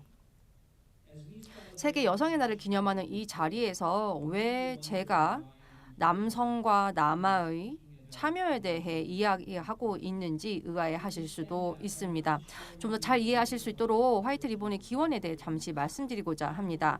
화이트 리본의 뿌리는 1989년 12월 몬트리올 대학살에 대한 대응이었습니다. 당시 여성 혐오로 14명의 여성의 목숨을 잃었고 이는 캐나다에 영원한 상처를 남겼습니다. 살해된 여성들은 엔지니어가 되기 위해 공부하던 학생들이었습니다. 그리고 그들을 살해한 남성은 여성들이 공학에 종사할 자격이 없다라고 생각했습니다. 1학년 첫 수업에 들어와서 나가라고 했더니 총을 꺼내서 14명의 여성을 살해했습니다. 왜냐하면 여성이 엔지니어가 되지 말아야 한다라고 생각했고요. 또 그 과정에서 많은 사람들이 부상을 입었습니다. 이 비극적인 사건을 계기로 유해한 젠더 규범과 폭력에 맞서 싸우게 되었으며 남성이 단순히 유해한 행동을 그치는 것뿐만이 아니라 성평등 운동에서 능동적인 변화의 주체가 되도록 독려하게 되었습니다. 저의 희망과 신념은 언젠가 우리가 여성의 공헌을 기념할 때 더 이상 여성들이 매일 겪는 폭력과 여성 혐오에 대한 힘든 대화를 나눌 필요가 없는 세상이 오는 것입니다. 하지만 여성 및 성소수자들이 위한 권리를 옹호하는 목소리가 커지고 성평등을 위한 발전이 이루어지면서 반발, 차별, 폭력이 거세지고 있습니다. 이는 안타깝게도 새로운 현상이 아닙니다. 하지만 과거와는 또 다른 새로운 방식으로 나타나고 있습니다. 그중 하나가 바로 온라인 증오 문화로 남아와 젊은 남성들이 여성, 여아, 다양한 성소수자들에게 폭력을 행사하도록 조장되고 있는 문화입니다. 우리 모두 저희 캐나다에서 11세 남아를 체포했는데요. 극단적인 여성 혐오 및 증오를 보인 바 있었습니다. 그래서 학교의 여자 반 친구에게 폭력을 계획을 하고 있던 것을 밝혀졌고 결국 미리 체포되어 사고를 미연에 방지할 수 있었습니다. 우리 모두 여성의 권리와 형평성을 증진시키기 위해 모든 형태의 폭력, 차별, 착취에 맞설 책임이 있습니다. 화이트 리본은 예방책이 지속적이고 의미 있는 변화의 핵심이라 믿고 있으며 또한 남아와 남성들이 가족 구성원, 친구, 동료, 리더, 동반자로서 중요한 역할을 할 수 있음을 알고 있습니다. 이 끊임없이 변화하는 디지털 환경 속에서 젠더 기반 폭력 가해자들은 높아진 접근성 도구 네트워크를 통해 기술적 폭력을 더욱 효과적으로 실행하고 있습니다. 예를 들어 섹스토션, 불법 촬영, 스토킹, 허위 정보 유포와 같은 것들이 있죠. 이로 인해 남성 중심 커뮤니티 매노스피어가 등장하고 있습니다. 이는 웹사이트, 허브, 블로그, 온라인 커뮤니티 등 여성 혐오 정보와 폭력적인 수사가 공유되고 논의되는 공간으로 종종 극단주의로 연결되고 있습니다. 이는 오랫동안 사회에 뿌리 박힌 여성 혐오 문화에서 비롯된 것입니다. 그러나 우리는 이 현실을 바꾸고 꿈꾸고 변혁하기 위해 노력하고 있습니다. 여러 연구에 따르면 경직된 전통적인 남성적 젠더 규범에 집착하는 남성일수록 높은 수준의 젠더 기반 폭력을 용인하거나 가할 가능성이 높으며 반면 자신의 특권을 인식하는 남성은 관계에서 통제와 폭력을 사용할 가능성이 낮습니다.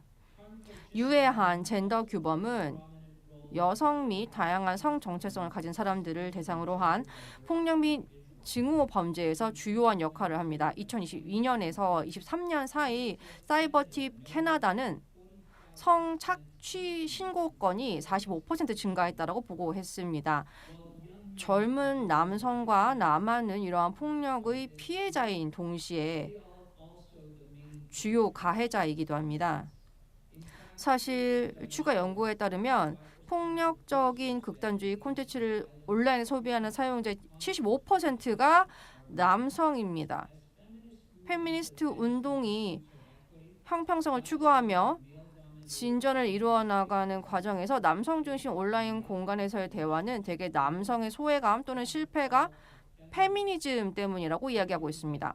이들은 여성의 성공이 남성을 무력화하려는 시도라고 주장하고 있으며 이러한 비합리적인 사고가 남성의 분노와 혐오를 조장해 결국 친밀한 관계에서의 성폭력으로 이어지게 됩니다.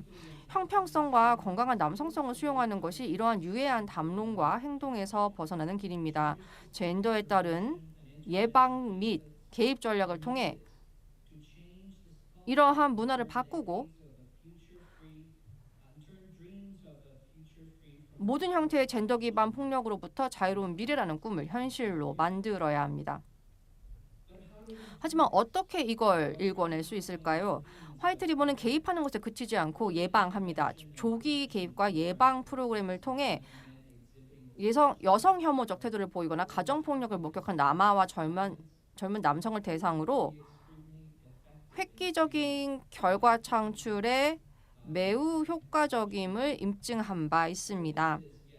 네, 단순히 인식 제고뿐만이 아니라 문화적 변화를 일으키는 거죠. 태도를 바꾸고 마인드셋을 바꾸는 것입니다. 그래서 저희가 조금 더 다른 방식으로 진행을 하고 있는 거죠. 저희가 30년 이상 동안 지역 공동체와 연구자들과 협력하면서 화이트 리본은 증거 기반 남성 및 남아들과 함께하는 베스트 프랙티스를 확립했습니다. 젠더 형평적인 태도를 지닌 청소년은 데이터를 포함해 삶의 모든 영역에서 폭력을 행사할 가능성이 낮다라는 보고가 있습니다. 또한 예방을 통해 젠더 규범에 대한 비판적 사고를 기르고 동성애 혐오와 젠더 기반 괴롭힘에 도전하고 유해한 남성성 규범에 의문을 제기하고 무례한 행동을 중단할 수 있는 기술의 개발을 도와주고 있습니다. 1차적 예방을 통해 남아가 폭력을 사용할 가능성을 줄이고 궁극적으로 여성과 여아가 겪는 고통과 불평등을 차단합니다. 1차적 예방은 사회 마케팅을 효과적으로 활용해 개인, 공동체, 사회 전체의 태도, 행동, 사회 규범을 변화시킬 수 있습니다. 1차 예방에 대한 투자를 통해 생명을 살리고 현재와 미래의 폭력을 방지할 수 있습니다. 생명을 구할 뿐만 아니라 장기적으로 더 경제적인 해결책이라고도 할 수 있습니다. 저희의 혁신적인 프로그램은 트라우마에 대한 이해를 바탕으로 생존자 중심으로 운영됩니다. 또한 남아와 남성이 유해한 규범을 재정의하고 책임 의식을 높일 수 있도록 합니다. 온라인에서 운영하고 있는 남성성 리모델링 프로그램은 일종의 디지털 시리즈로 젊은 사회운동가, 지역 사회 리더들이 참여하고 있으며 남성성 형평성, 사회정의, 젠더 및 다양성, 정신건강, 연대와 같은 주제를 다룹니다. 이 프로그램은 건강한 온라인 존재감을 구축하고 사회적으로 책임감 있는 인플루언서를 양성하는 것을 목표로 합니다. 여성 혐오에 찬 인플루언서들 정말 인기 많고 많이 있죠. 이들을 대체하기 위함입니다. 이러한 목소리를 대체하고 젊은 남아와 남성들이 더 좋은 롤모델이 될 수 있도록 도와줘야 합니다. 특히 디지털 미디어 영역에서 화이트 리본은 사회 규범, 태도, 행동을 변화시키는 공공 교육 캠페인으로 전 세계적으로 잘 알려져 있습니다. 그중 대표적 예시 중 하나가 보이즈 돈 크라이입니다. 남아와 남성들에게 유해한 젠더 규범 및 고정관념을 다시 생각하도록 해 더 건강하고 평화롭고 포용적인 대안을 모색하도록 하고 있습니다. 이 캠페인은 남성과 남아에게 다양한 건강한 감정, 즉 공감, 연민을 표출해서 기대와 고정관념을 넘을 수 있도록 가르치고 있습니다. 또한 부모와 교육자로 하여금 남아와 젊은 남성이 감정을 건강하게 표현하는 것의 중요성을 이해하도록 돕도록 해 분노, 통제, 지배의 의지에 욕구를 충족시키지 않도록 합니다.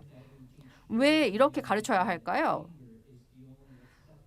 분노가 수용 가능한 유일한 감정이 아니라는 것을 왜 가르쳐야 할까요?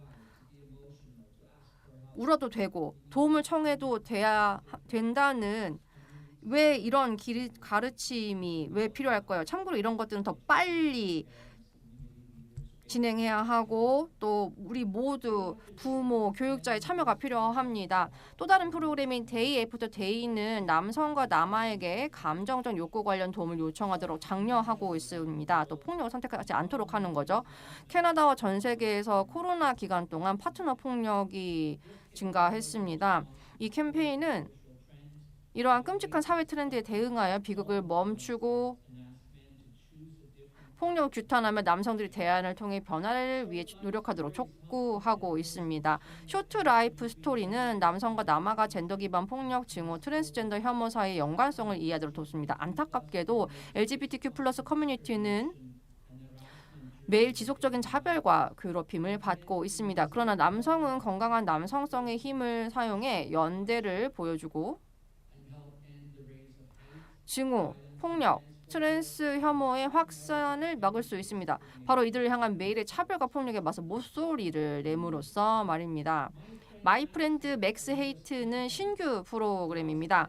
온라인 여성 혐오 증오가 남아와 젊은 남성에게 미치는 영향, 이에 따른 여성과 여아 및 기타 소수자에 대한 폭력과 괴롭힘에 주목하고 있습니다. 이 캠페인은 남성들로 하여금 젊은 세대에게 긍정적인 영향을 미치고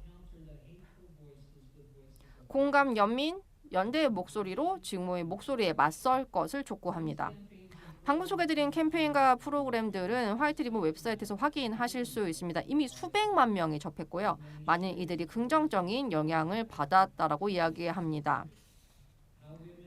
여성과 성소수자들이 자신의 목소리가 인정, 공감, 존중받고 있다고 느꼈으며 많은 남성과 남아가 책임을 인식하고 사회, 문화, 규범을 변화시켰으며 다른 이들에게 행동을 촉구했다라고 합니다. 그리고 무엇보다 젠더 기반 폭력에서 자유로운 미래를 만들겠다라고 다짐하게 되었다라고 하네요. 자, 발표 시작에서 젠더 기반 폭력은 예측 가능한 동시에 예방 가능하다라고 말씀드렸습니다. 저희는 트렌드를 분석하고 지역 사회와 이야기를 나눴는데 많은 이들이 폭력을 목격하거나 폭력의 생존자로서 이러한 예측 가능한 패턴을 인식하고 있었습니다. 우리는 이제 무엇을 해야 하는지 분명히 알고 있습니다. 그리고 저도 헌신적인 여러분들이 사람들이 함께 한다면 반드시 이뤄낼 수 있다고 생각합니다. 세계 여성의 날과 주간을 기념하며 여러분 모두 함께 남성과 남아들이 소속 모임, 직장, 학교 공동체에서 유해한 담론에 맞설 것을 촉구하는 바입니다. 이것이 우리의 자매, 어머니, 딸, 친구의 미래에 어떤 의미를 가지는지, 우리의 미래에 어떤 의미를 가지는지 깊이 논의해 주시길 바랍니다. 모든 젠더가 존중받고 안전하다고 느끼는 세상을 상상해 보시죠. 폭력으로부터 자유롭고 세계 여성의 날을, 여성의 승리를 기념하면서 보낼 수 있는 세상, 여성이 겪는 만연한 폭력에 대해 얘기하지 않는 세상을 상상해 보세요. 저와 함께 여러분의 지역사회가 전 세계 모든 종류의 젠더 기반 폭력을 종식시키는 노력에 동참하도록 독려해 주시기 바랍니다. 여러분의 연대와 함께라면 우리는 더 나은 미래를 위한 거대한 변화를 만들어낼 수 있습니다. 감사합니다, 여러분.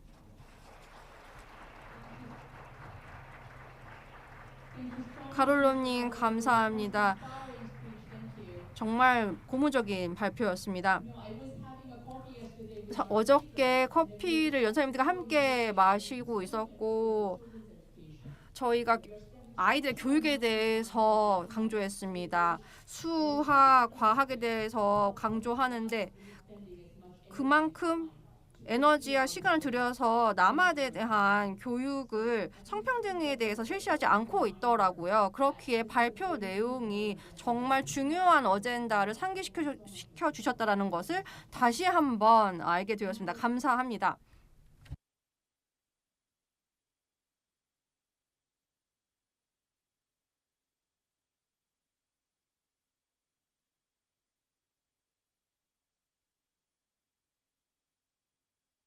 입니다. 우리는 다들 삶의 한순간에서 질병을 겪고 또 사망을 하게 될 겁니다. 네, 제 다음 연사분이 이 주제에 대해서 발표를 해 주실 텐데요. 노인 돌봄과 간병에 대한 성별 불평등에 대해서 말씀해 주시겠습니다. 장숙랑 중앙대학교 적십자 간호대학 학장님께서 발표해 주시겠습니다. 이 굉장히 중요한 주제 노인 돌봄과 간병에 대해서 발표해 주실 거고요. 대한 1차 진료학회와 건강형평성학회장을 역임하셨습니다. 큰 박수. 네, 저는 딸아이가 기저귀를 처음 뗀 순간을 기억합니다. 저는 만세를 불렀어요. 딸아이가 기특해서라기보다는 제가 더 이상 대소변을 치워주지 않아도 된다라는 해방감에 그랬던 것 같습니다. 그리고 몇 해 전에 아버지에게 처음으로 기저귀를 채워드리던 날 저는 정말 많이 울었습니다. 정말 엄했고 깔끔했던 아버지에 대한 연민 때문인지도 모르겠고요. 또한 극한의 돌봄 노동이 나를 기다리고 있을 거라는 두려움 때문이었는지도 모르겠습니다. 어쨌든 만세를 불렀던 오래전에 제 모습도 좀 떠올리게 됐었습니다. 하지만 기저귀를 가는 일은 저의 몫은 아니었습니다. 암을 앓고 있는 저희 엄마의 몫이었고요. 저는 암을 앓고 있는 엄마를 돌봐야 했고 또 아버지를 돌보는 이중 돌봄을 해야 했었습니다. 이 대소변을 처리하는 거 돌봄의 모습 중에 하나죠. 본인이 하면 당연히 자기가 해야 되는 자기 돌봄이고 또 부모가 하면 기뻐해야 하는 또는 너무나 당연한 육아이고 자녀가 하면 아주 슬픈 돌봄이 됩니다. 그렇지만 사실상은 다 같은 돌봄입니다. 생애 과정 동안 한 번 이상은 당연히 여러분 모두 저를 포함해서 다 필요한 것이 돌봄이죠. 그러나 돌봄의 양과 질은 누구에게나 공평하게 주어지지는 않습니다. 그래서 오늘 저는 평등한 돌봄 사회에 대해서 이야기해 보려고 합니다. 한국의 노인 실태 조사에 따르면 노인의 90% 가까이가 돌봄이 필요할 때 수발을 가족에게 받고 있었습니다. 장기요양제도나 돌봄 서비스가 없는 건 아닙니다. 그렇지만 아무리 갖추어져 있다 하더라도 그런 사회라 하더라도 1차적인 돌봄은 결국은 가장 가까이에 있는 가장 친밀한 가족에서부터 출발을 합니다. 우리는 그걸 잊어서는 안 됩니다. 국가가 책임질 수 있다, 사회가 책임질 수 있다 라고 자신감을 가질 수도 있지만 사실상 그렇지 않습니다. 우리는 비공식 돌봄이라는 명칭으로 이 흥미로운 가족 돌봄에 대해서 바라보고 있는데요. 이 비공식 돌봄 제공자의 성별 분포가 국가마다 상당히 차이가 납니다. 한국 같은 경우는 가족이나 친척 등 비공식 돌봄을 제공하는 사람의 70% 이상이 여성입니다. 남녀 비율이 50%인 나라도 물론 있습니다. 우리나라처럼 한국처럼 가족주의적 문화가 좀 강한 국가들은 여성의 비율이 훨씬 높습니다. 연구하면서 좀 특이한 점을 발견했는데요. 한국 남성은 여기 지금 들으시는 한국 남성들 조금 긴장하시는 것 같은데요. 한국 남성은 돌봄이 필요할 때 배우자에 대한 의존도가 상당히 높았습니다. 배우자를 제외하고는 돌봄을 받을 수 있는 사람을 찾기가 쉽지 않은 것처럼 보였습니다.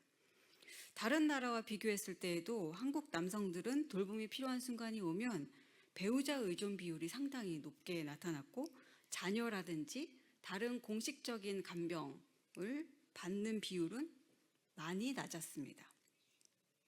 또는 돌봄을 거의 받지 못하는 모습도 발견됐습니다. 즉 배우자가 있으면 돌봄을 받고 배우자가 없으면 돌봄을 아예 못 받는 그런 상황이 보였습니다. 부인이 아닌 사람에게 돌봄 받는 것을 꺼리는 건지 아니면 가족이나 친척 이웃 중에서 돌봄을 제공할 사람을 찾기가 쉽지 않은 건지 굉장히 궁금했습니다. 저희는 이런 돌봄의 결핍이 왜 발생하는지 여러 측면에서 좀 고민을 해봤습니다. 요양보호사에 의한 재가 방문 서비스와 같은 공적인 돌봄도 여성에 비해 남성이 좀 덜 받는 것으로 보여졌습니다. 남성 노인은 의존성에 대한 부정적인 어떤 감정이 있는 것인지 아니면 다른 이성 돌봄 제공자에게 가족이 아닌 또는 배우자가 아닌 다른 이성 돌봄 제공자에게 의존하는 것을 꺼리는 것일지도 모르겠습니다.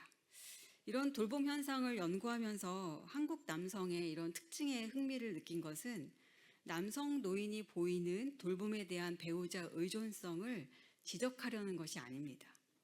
사실 이 현상은 사회 구조적인 문제 때문이고요.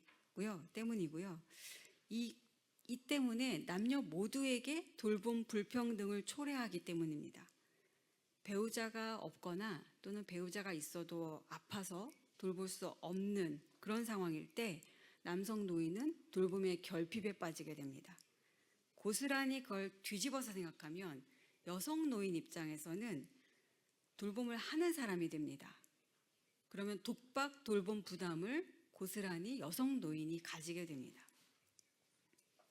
돌봄을 하는 여성 노인 입장에서 바라보면 가뜩이나 고령으로 본인도 건강이 좋지 않은데 피할 수도 없는 돌봄 노동 때문에 우울감을 호소하게 됩니다. 그들은 자녀 양육과 부모 또는 시부모 수발 그리고 배우자 수발에 손자녀 육아까지 하는 경우가 많습니다. 그렇게 끝없이 이어지는 그들이 이야기하는 내추럴 슬레이버리, 즉 자연 노예와 같은 삶을 버거워합니다. 그러면서도 자녀한테 이 돌봄이 전가될까 봐 전전긍긍하십니다. 아까 이제 김예원 변호사께서 40년 전 말씀을 하셨는데요. 저는 한국의 600년 전 얘기를 한번 해볼까 합니다. 600년 전에 있었던 실제 이야기인데요. 그 당시에는 한국에는 고려장이라는 것이 있었습니다. 나이 든 어머니를 아들이 없고 집 뒤에 뒷산으로 올라갑니다. 그리고 그곳에 어머니를 내려놓고 아들 혼자 내려옵니다. 어머니는 그 산에서 나머지 생을 맞이합니다. 생의 말기, 임종까지 그 산에서 홀로 맞게 됩니다. 이렇게 했던 이유가 있습니다. 너무 어려운 삶, 가난, 그런 것 때문에 부모를 봉양할 수가 없기 때문이고 어머니도 그것을 동의했습니다. 왜냐하면 나의 경제적인 의존은 아들에게 모든 걸 의존해야 됐기 때문이죠. 그런데 막상 올라간 어머니가 주변을 돌아보니까 거기에 이미 산에 올라온 다른 어르신들도 노인들도 있었습니다. 그런데 그 사람들에 비해서 본인이 너무 젊은 거예요. 너무 젊은 나이에 아직 건강한데 아들 등에 업혀서 이 산에 올라와 있었습니다. 그 어머니는 주변에 돌을 들고 자기 이빨을 깨기 시작합니다. 그렇게 했던 이유는 더 늙어 보이기 위해서. 그렇게 늙어 보이고 싶었던 이유는 내 아들이 욕을 먹을까 봐. 내 아들이 너무 이른 나이에 나를 뒷산에 이렇게 버려둔 것을 이웃들이 알게 될까 봐. 그게 두려워서 그런 행동을 하게 됩니다. 이게 600년 전의 이야기이긴 하지만 이게 사실상은 이 문화가 현재에도 이어집니다. 왜냐하면 현재 한국 여성 노인들은 2중, 3중의 돌봄 노동을 감당하고 있기 때문입니다. 이런 2중 돌봄은 한 명의 돌봄 대상을 돌보는 게 아니라 여러 대상을 동시에 돌보거나 아니면 연속적으로 돌보게 되는 것을 의미합니다. 아픈 사람을 간병하고 육아에 가사일에 각종 보건복지 서비스를 신청하고 서류 작성하고 관리하고 정신적인 지원과 자기 돌봄까지 일의 종류도 스펙트럼도 굉장히 다양합니다. 이런 2중, 3중의 돌봄은 사실 여성 노인에게만 있는 것은 아니고요. 20대부터 3, 4, 50대 중고령자에 이르기까지 다양한 연령대에서 나타나고 있습니다. 한국 사회에서의 여성은 과도한 돌봄 책임으로부터 벗어나기 어려운 구조적인 부정의가 있습니다. 이제 곧 5월이 될 텐데요. 5월이 되면 가정의 달이라고 합니다. 효부상을 시상하는 기관이나 또는 지역이 가끔 있더라고요.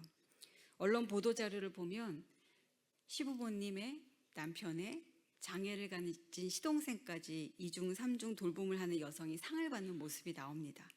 저는 가슴이 좀 쓰렸습니다. 효심 높은 며느리라는 의미의 이런 상장은 사실 도움이 별로 되지 않을 것 같습니다.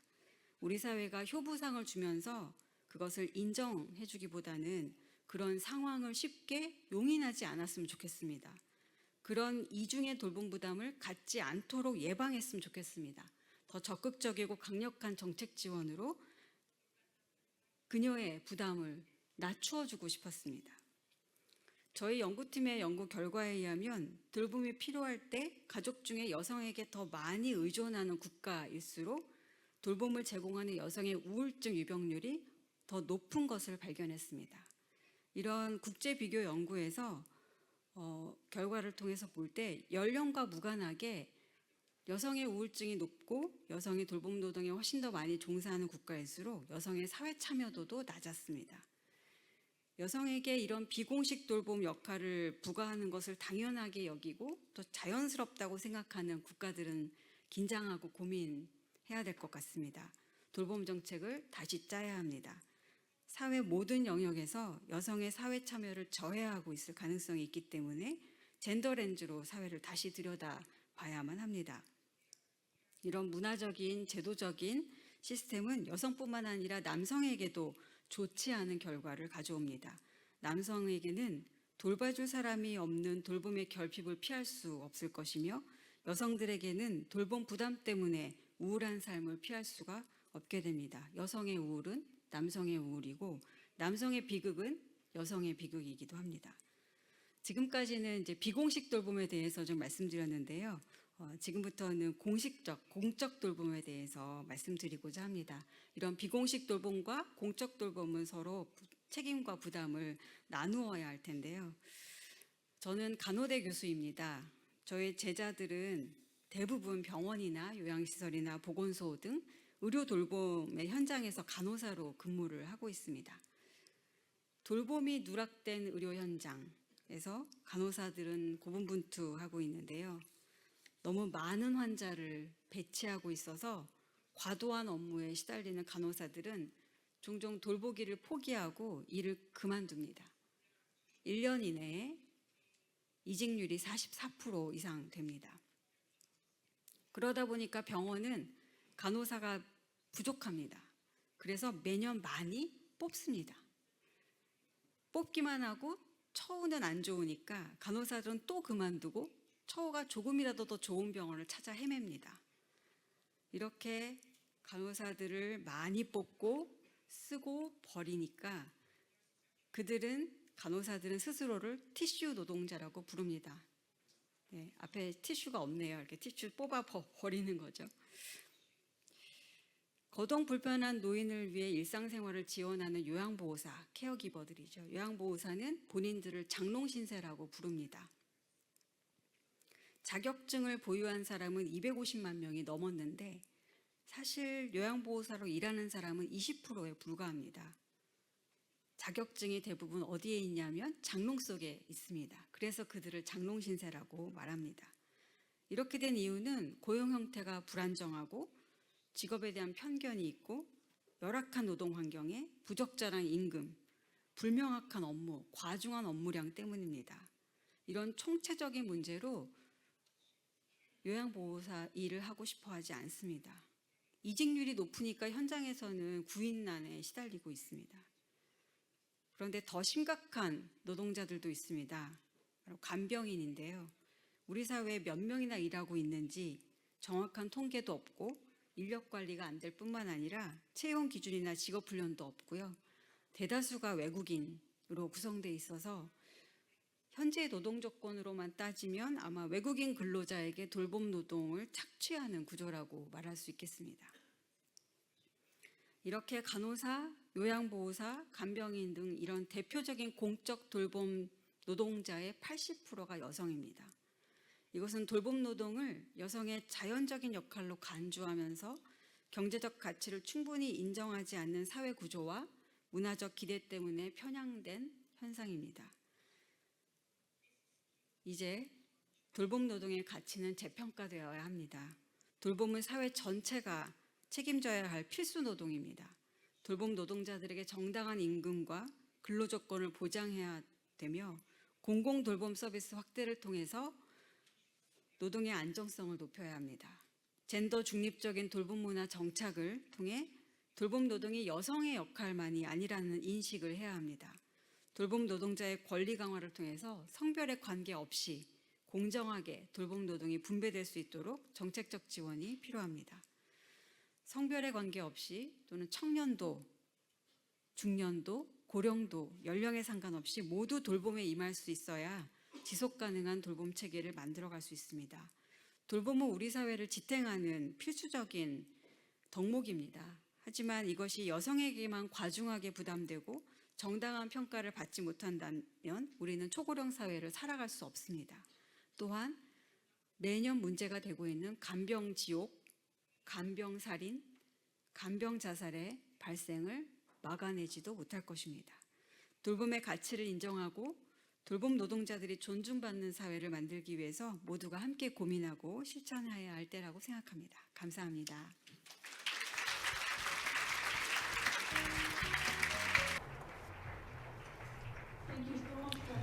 네, 장순랑 학장님 정말로 감사드립니다. 네, 정말로 저희에게 이게 단순히 개인적인 문제가 아니라 가족들이 책임질 문제가 아니라 국가적인 전 세계적인 문제라는 점을 다시 한 번 더 상기시켜 주셨습니다. 정말로 감사드립니다. 자, 그럼 이제 마지막으로 부푸엉 리 유엔 여성기구 지식 파트너십 센터 소장님을 소개하겠습니다. 폐사를 들어볼 텐데요. 유엔 여성기구에 16년간 있으셨고요. 그 유엔 여성기구 아태 지역을 담당하고 계십니다. 감사합니다. 귀빈 여러분, 신사숙녀 여러분, 파트너 여러분, 한국 유엔 여성기구 지식 파트너십 센터를 대표해 귀한 시간을 내어 세계 여성의 날을 함께 축하해 주셔서 감사드립니다. 올해로 2022년 설립 이래 저희 센터에서 세계 여성의 날 축하 행사를 한국에서 진행하게 된 것이 3년 차입니다. 이 연례 행사가 해를 거듭할수록 더욱 의미 있는 자리로 발전해가는 모습을 보며 기쁘게 생각합니다. 우리가 함께 모여 여성들의 성취를 되새기고 성평등과 여성 여아들의 역량 강화를 위한 긍정적인 변화를 촉진하는 계기로 삼을 수 있음이 매우 뜻깊습니다. 30년 전 베이징 선언과 행동 강령이 채택되었고 그러나 지금도 성평등과 여성의 역량 강화를 가로막는 복합적인 도전 과제들이 여전히 존재합니다. 그러나 여성과 여아들은 변화를 요구하고 있으며 그에 걸맞는 더 나은 미래를 누릴 자격이 있습니다. 이미 감동적인 연설들을 들으셨고 맛있는 점심이 기다리고 있으니 폐회사는 간략히 하도록 하겠습니다. 지금 화면에 보고 계시는 사진들은 저의 새로운 보고서에 들어가 있는 것들인데요.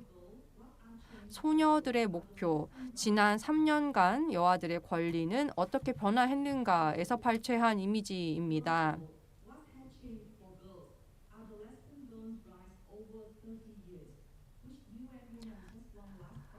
UN 여성기구에서 지난 금요일에 유니세프와 함께 발간한 보고서입니다. 오늘의 기념 행사를 마무리하며 이 소녀들의 얼굴을 바라보며 우리의 미래와 희망을 되새기고자 합니다. 저 역시 두 딸을 둔 어머니이며 그 아이들은 제가 UN 여성기구에서 일하며 지속적으로 영감을 받고 힘을 내는 원동력입니다. 여러분도 아마 자녀, 조카, 사촌, 손녀 등 소중한 주변의 소녀들을 떠올리실 수 있을 것입니다. 오늘 이 자리에서 지난 2시간 동안 나눈 이야기들은 단순 이론이 아닙니다. 여러분이 사랑하고 돌보는 여아들을 위해 더 나은 미래를 만들어 나가는 이야기입니다. 그리고 이 여아들과 함께 살아가게 될 여아뿐만 아니라 남아들의 미래 또한 더 나은 방향으로 형성해 나가는 일일 것입니다. 그러니 이 여아들의 얼굴을 기억하며 우리 모두 다시 한번 다짐합시다. 성평등은 단순히 옳은 길이 아니라 모두에게 공정하고 번영하며 지속가능한 미래를 보장하는 유일한 길임을 말입니다. 우리는 앞으로도 흔들림 없는 결의와 끈기 있는 발걸음으로 이 여정을 계속해서 나아가야 합니다. UN 여성기구와 함께 해주신 여러분께 깊이 감사드립니다. 폐회를 앞두고 먼저 오늘 의미 있는 통찰을 나누어 주시고 평생을 여성과 여아들을 위해 헌신해 오신 연사님들께 진심으로 감사드립니다. 또한 UN 여성기구와 본센터를 위해 아낌없는 지원을 해주신 대한민국 여가부에도 깊은 감사를 전합니다. 그리고 무엇보다도 이 행사를 가능하게 해준 헌신적인 팀원 여러분들께 감사드립니다. 특히 이 행사의 성공을 위해 끊임없이 노력해 주신 이한정님께 특별한 감사를 전합니다. 내년에도 다시 만나 뵙기를 기대합니다. 정말 감사합니다.